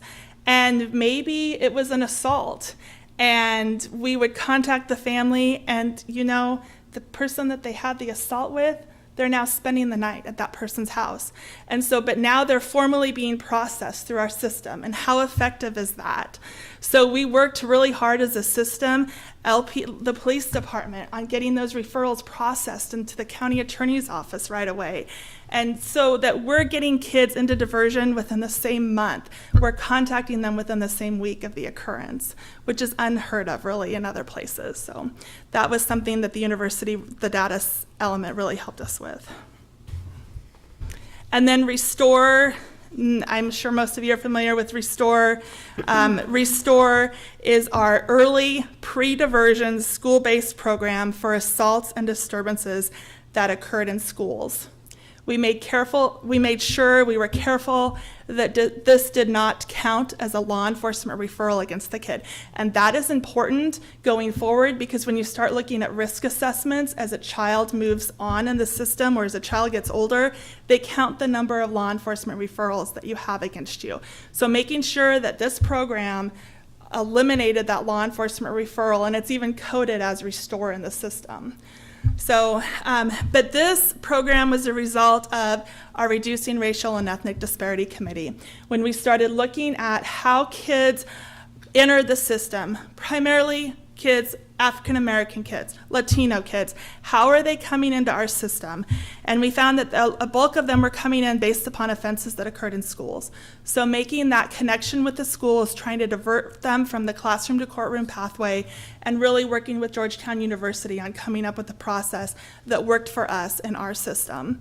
And you can see when we look at subsequent charges moving forward, when we look at LPS suspensions moving forward, we can tell, although this program is relatively new, it's only been around for 4 years now, but we can see that it is making a difference with the kids that go through the program compared to those that don't.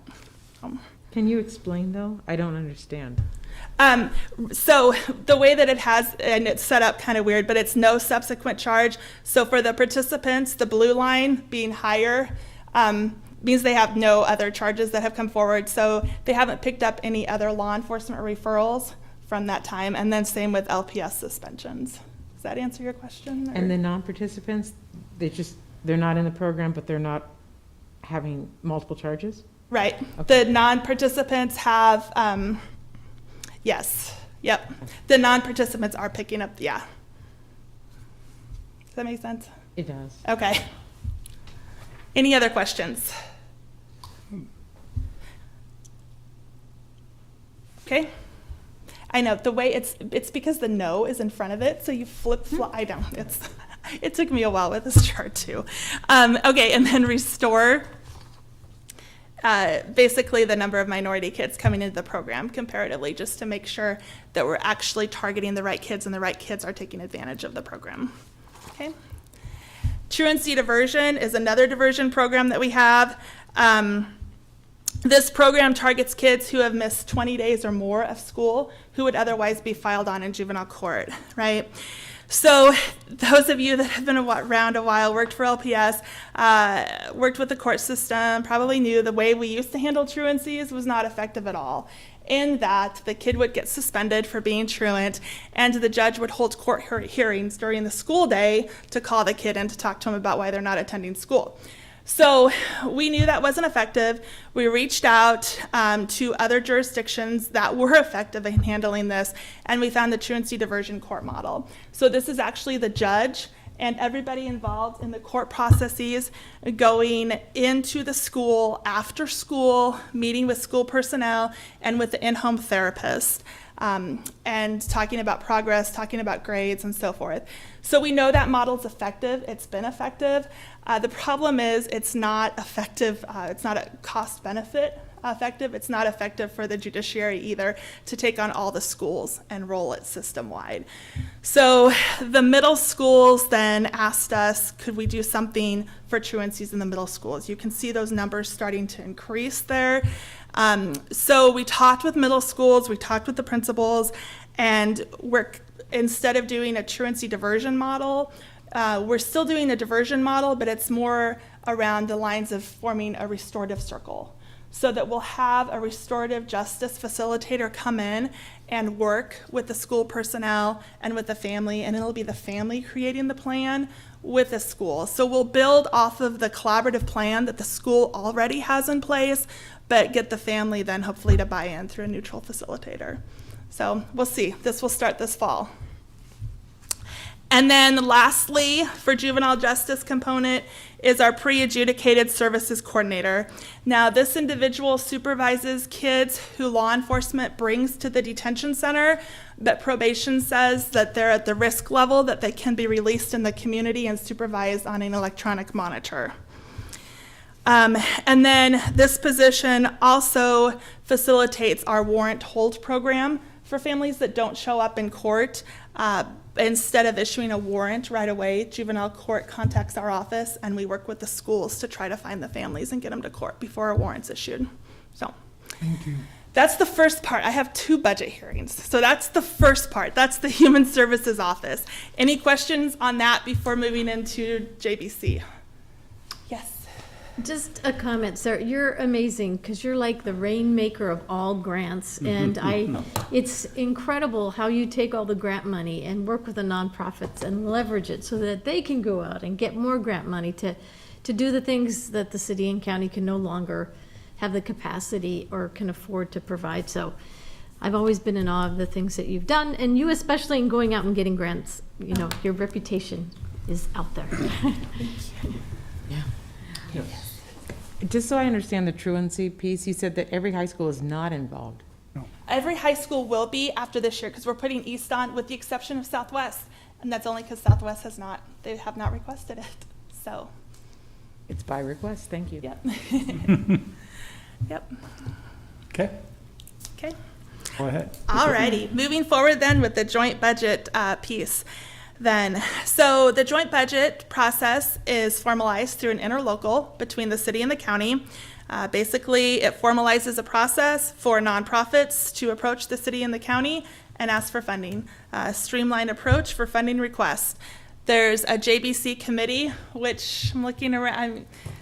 You've served, yes. The current members are Councilmember Bowers and Councilmember Washington are currently on the JBC now.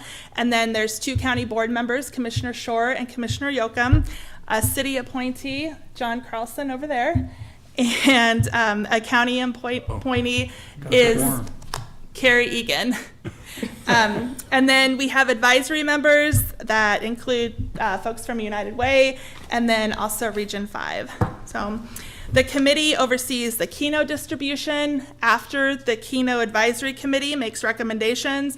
And then they also oversee like juvenile justice prevention funding and other state and federal dollars that come in. They make the final vote on those too. Oh, and I had this nice slide there, but this just kind of bullet points everything I said. The JBC priorities. JBC funding is specifically to augment city and county services. So the priorities are in 5 different areas: food, victim safety, shelter, youth and adult behavioral health.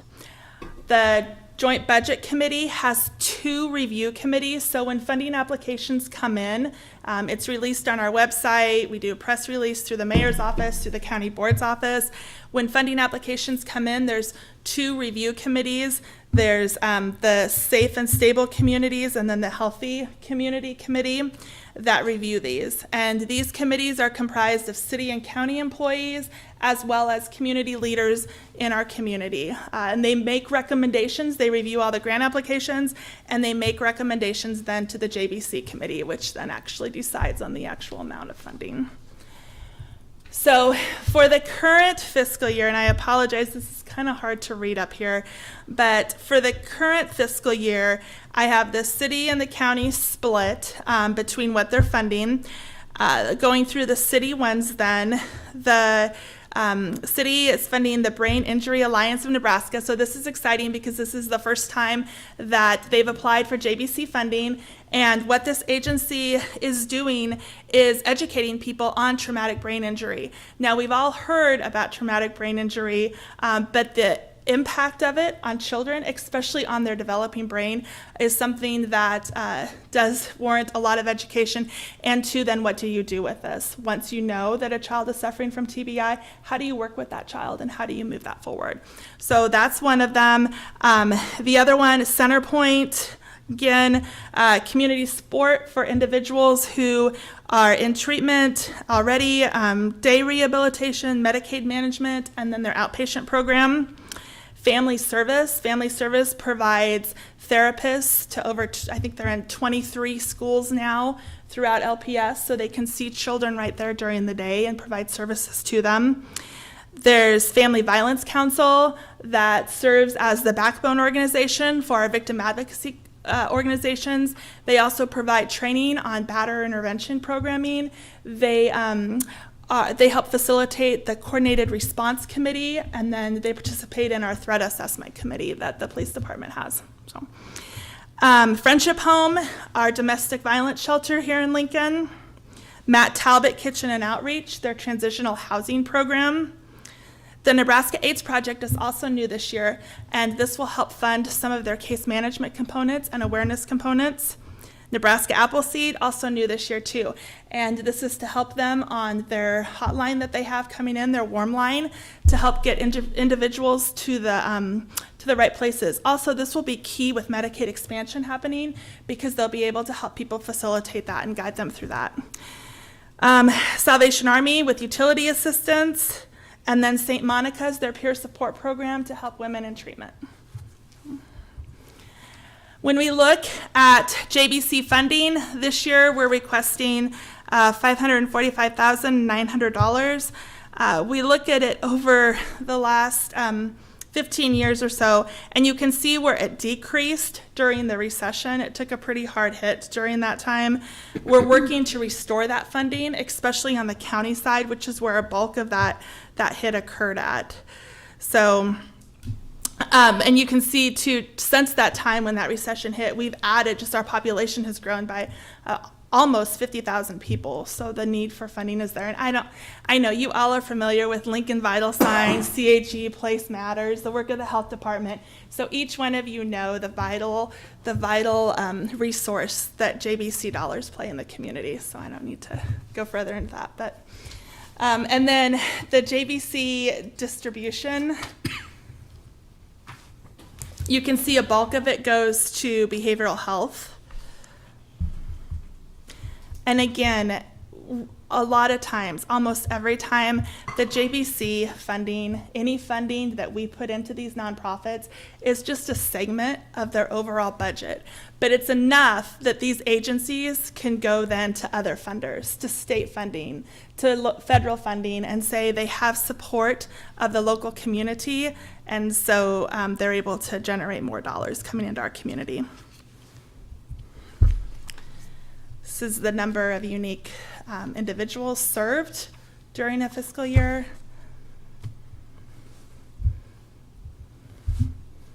And then this is just a picture of one of our programs. It's our COP Club at Malone Center. So it's with LPD and then Malone Center, and we send kids on diversion. The school sends kids at risk of getting into the system to this club, and they're able to hang out with police and have fun, do different things.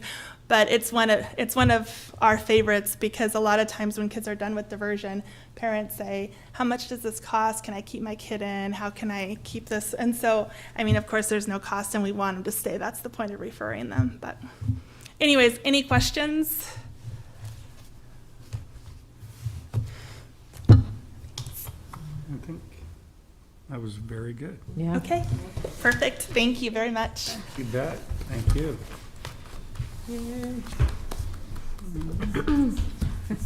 This is the good work we For do. Karen to show up. Should be right up. Okay.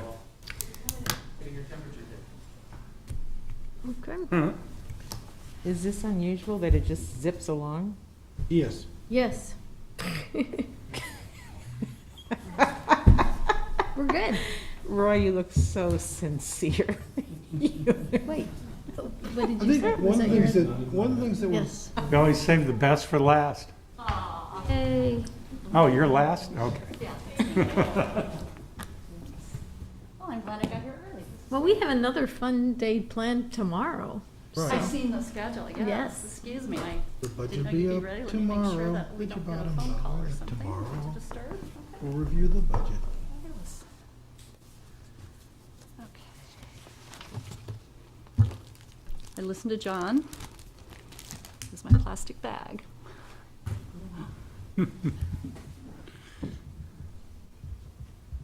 Okay, well, thanks for the opportunity to let you know a little bit about how your rents are put together for your buildings. I'm Karen Peterson. I'm the administrator for the Public Building Commission. Yay. And one of our primary functions each year is looking at rental rates, and there's a security pass-through charge and also a parking surcharge. Typically rents, it's never been my desire to change rents every year. I'd rather be much more predictable than that. I have committed to leaving rents alone at least for a 2-year period. I increased rental rates at some of the larger buildings here down on this main campus from $10.50 to $10.75 a square foot 3 years ago. I don't have any plans to change that, certainly for this biennium, although I understand your budgets might be a little bit different now. But so that's $10.75 a square foot. We also charge on top of that $1.25 per square foot for a parking surcharge. It is to help pay for some of the bonding to build our public parking areas. Those bonds do retire, though, in 2025, so it sounded like a long time ago, but that'll be nice when those finally retire. We also have a security pass-through charge, and actually this is the one charge that can vary a little bit, and the part of my budget process I start first is getting with the sheriff's office. I mean, LSO, the sheriff's department, they provide the security for these main buildings over here, and there's a cost associated with that. So for the city-county building, I've allocated $1.55 per square foot. If you go over to the Hall of Justice or go further south to what was the old jail, now we call the 605 building, their security surcharge is $3.95 a square foot. There are more features, there are more security infrastructure, and they have 7 FTEs that take care of, LSO officers that take care of those buildings. Over here in this building, you have 1. We have our guard that's out front this afternoon when I came in. Let's see, total revenue that I get from the city in rent is about $3.3 million per year. My total budget for the Public Building Commission last year was probably $12.4 million. This, along with the rents that I get from the county agencies, covers our operating expenses. The security is a pass-through. And again, I'll let you know a little bit if you're interested about what goes into that. We've got the security guards. We also have a security technician. He's the guy that makes sure your cards are working, and yeah, there you go. Has the identifications and whatnot. He works behind the scenes, but he works for both the city and the county side, and he is paid through the Public Building Commission as well. He's pretty invaluable when a gate goes down. He can help. He can help. We've also, some of the things that go into the other buildings, the 605 building and the 575, they've got contracts for those metal detectors and those walk-through scanners. This also covers some of the supplies, hardware. I pay licensing for all the cameras on all over the campus, and part of that $1.55 on this building helps to cover some of that cost as well. So that's one that can fluctuate a little bit. The sheriff's office, obviously, every year there's a little bit of an increase on there. I do not plan to change that security surcharge this year or next year either. I'd like to keep it the same, then I can do that. The Public Building Commission steps in when we need infrastructure for things, for the security panels, or we're going to get a new server. I'm going to propose we get a new server next year, those types of things. But there is ongoing R&M to the systems. I'm sorry, Richard, did I? Oh, go ahead. Okay, Keep I was going to say, there are a couple of other buildings that we oversee under the Public Building Commission. Rents are a little bit different. The Health Department and Parks and Rec are at 3130 O Street. That is a Public Building Commission building. Those rents are about $10.10, and they don't participate in any of the security surcharges because they don't reap any of the benefits of those. Aging Partners is my other one too at 10th and O Street. They pay a flat rental rate without the surcharges as well. And that's my spiel on how I come up with rent, but I'd be glad to answer questions. Any questions for Karen? Yes. Will we get this in writing at some point? Typically, I've never been asked to do that. Our budget is due when? Our budget hearing is in August, Okay.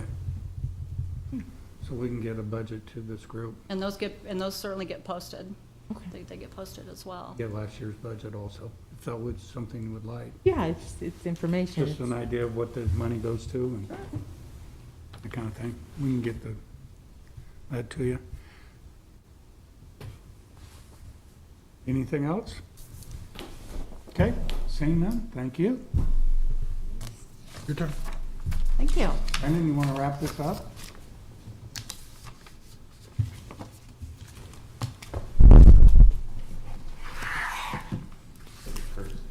Oh, glad to be back.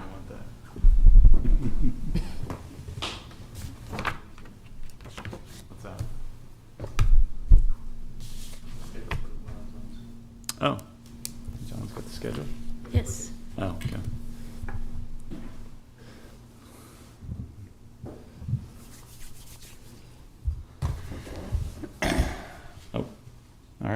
So we're back here tomorrow from 1:30 to 4:45. I know we went from up here to down Oh, here. come on, don't say that about So building if you commission. have questions up here, just email us and we'll try to provide any information that you need from a more of a big picture level. If you have any questions about revenues or anything like that, please send those to us. We'll try to get information to you as we need. So, Since we have a second, I have one quick question, maybe. okay. We're talking about taking the interest off of the cash accounts or off of their funds. Is that every fund, or which funds are we going to be able to do that from? Because I doubt if we can take it from the Social Security fund or the pension fund or. So that's a good question. So we have lots of different funds throughout the city. They're created for specific purposes. Sorry, as I choke on my. Are you M&M exhibiting a peanuts dry getting me. cough? Oh, okay. And we also have funds for like the JPA that we manage their fund balance as well and invest those. So there are certain funds that we have a legal obligation that we can't kind of sweep those balances, like the JPA bond funds that we're investing bond proceeds. Those have to go back as well. We can't sweep those. But the ones that have higher balances that the city has, like the water, the wastewater fund, building fund, some transportation funds. So those are kind of the ones that'll have the highest sweeps. The council passed an investment policy previously that put the investments in control of the mayor and then to the finance director. So within that policy, there's no framework for distribution. So I think it's silent on that. The charter's silent on that. So, you know, it's a matter of, I think, of administration deciding how that distribution. So I think that's one of the ways that we've looked at to balance the budget, was just changing that distribution for those that are legally available. Yeah. Okay. But enterprise funds would be legally, water, sewer. Yeah, I mean, so when I look at it, it's, we invest all of that cash on a pooled basis. So we take all the cash and we just pull into one. So we're, you know, managing whatever 350 million on a regular basis, and we invest that. So instead of divvying that up based off of, you know, a 3-month average of cash balances, we're just going to say, okay, except for those that we have a legal requirement, we're going to sweep that into the general fund. Okay. For this year. For this year.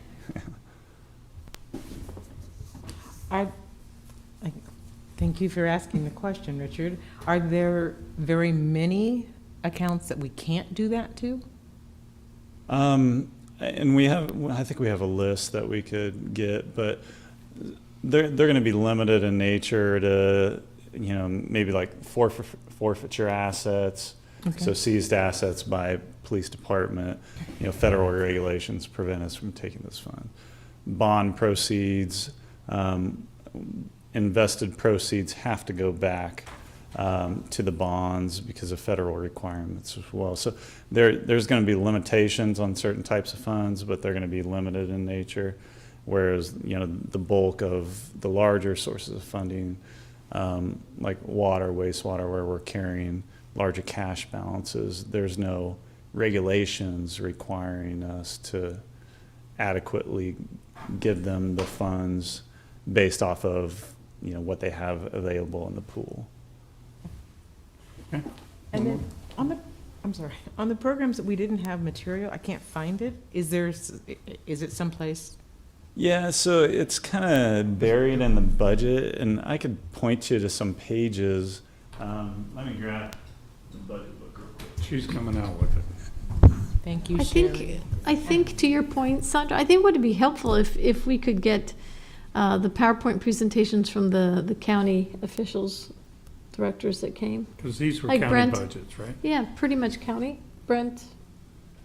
I mean, Yeah, so whatever, I emailed that about an hour ago. oh, you did? Oh, Should've been all Oh. the way, sorry, yeah. okay. Okay, thank you. And the ones that, like, Mark didn't bring prior. Right, emergency management didn't have one, Okay. yeah. Thank you. Anything that we can collect, we'll make sure and distribute back that you don't already have. So a lot of the, like these matches are buried kind of like in miscellaneous budgets. So if you look on like page 146 of your budget book, there's shared services, corrections, human services, civil defense, which Sherry told me is emergency management. It's just a 146. Thank you. This will help, because I was, And then- Miscellaneous budgets, okay. The weeds division, a little bit different. That's actually in LTU's budget where that money is transferred out. So that's a little bit more difficult to find because it's not going to be line item out, whereas as they are in the miscellaneous budget section. thank you. May I ask? So this is not, Yeah, and we're going to cover miscellaneous budgets tomorrow in a little more detail. So we'll go through, some of these things within this section tomorrow. Okay. Yeah. One question here. so unrelated to going into weeds, I forgot to ask, I know, it's not the in-roll punch. Like that, we're kind of punchy. I forgot to ask Doug. Yesterday, the mayor talked about voluntary wage freezes. Do we know how that's going to work policy-wise? I mean, can you talk about that now, or are you Yeah. going to talk about that later? So Thank you. I think within the budget, there's been a proposed wage freeze. So, and by wages, I'd say specify that it's a COLA and not steps. So if an employee is not maxed out, they could still get a step. It's just not going to increase kind of the overall range with a COLA. So that's a proposal. We have one union contract negotiated that this governing body's approved. That was a 3-year contract for police. Yeah, and so that's settled. The other 5 are being negotiated. So I can't tell you where that's going to end up. They're looking at a 1-year type agreement, and I think the proposal is to talk about wages and a furlough policy. Now, when you enter into the table and you're asking for things, there's going to be things come back too. So that's a process, and it's going to have to work out. And all those contracts will eventually come to this body for approval. So for non-contract employees, it's irrelevant, is that what you're saying? Yeah, for I mean, this is all- non-represented yes. employees like directors or those in the excluded class. Are not Yeah. affected by the forthcoming furlough policy or wage? Those employees could be furloughed because Non-contracted. they're non-represented. But employees that are represented and we don't have a furlough policy in place with those groups, then they can't be furloughed until there's a policy in place. We'd have to get a report from Doug McDaniel to tell us what they're expecting, what would they expect in terms of when those contract negotiations will be completed. But I wouldn't hold my breath. Yeah. But for the unrepresented, we are already putting in the COLA freeze for this year, unrepresented, and the furlough policy is in place. And have any of, I mean, it wasn't mentioned in any of the departments today, but they're primarily not filling positions, or perhaps not filling and or eliminating that position. But so far, none of them have opted to engage in a furlough practice. No, there's been no furloughs at the city so far. There are, we have asked staff at the department levels to freeze positions except for those necessary for the ongoing operations of the city and those valuable for public safety. So looking forward in not necessarily this coming 2020 to 2021, but if things don't bounce back to our levels of sales tax revenue, then we might have to take another look at that before they Yeah. are presented.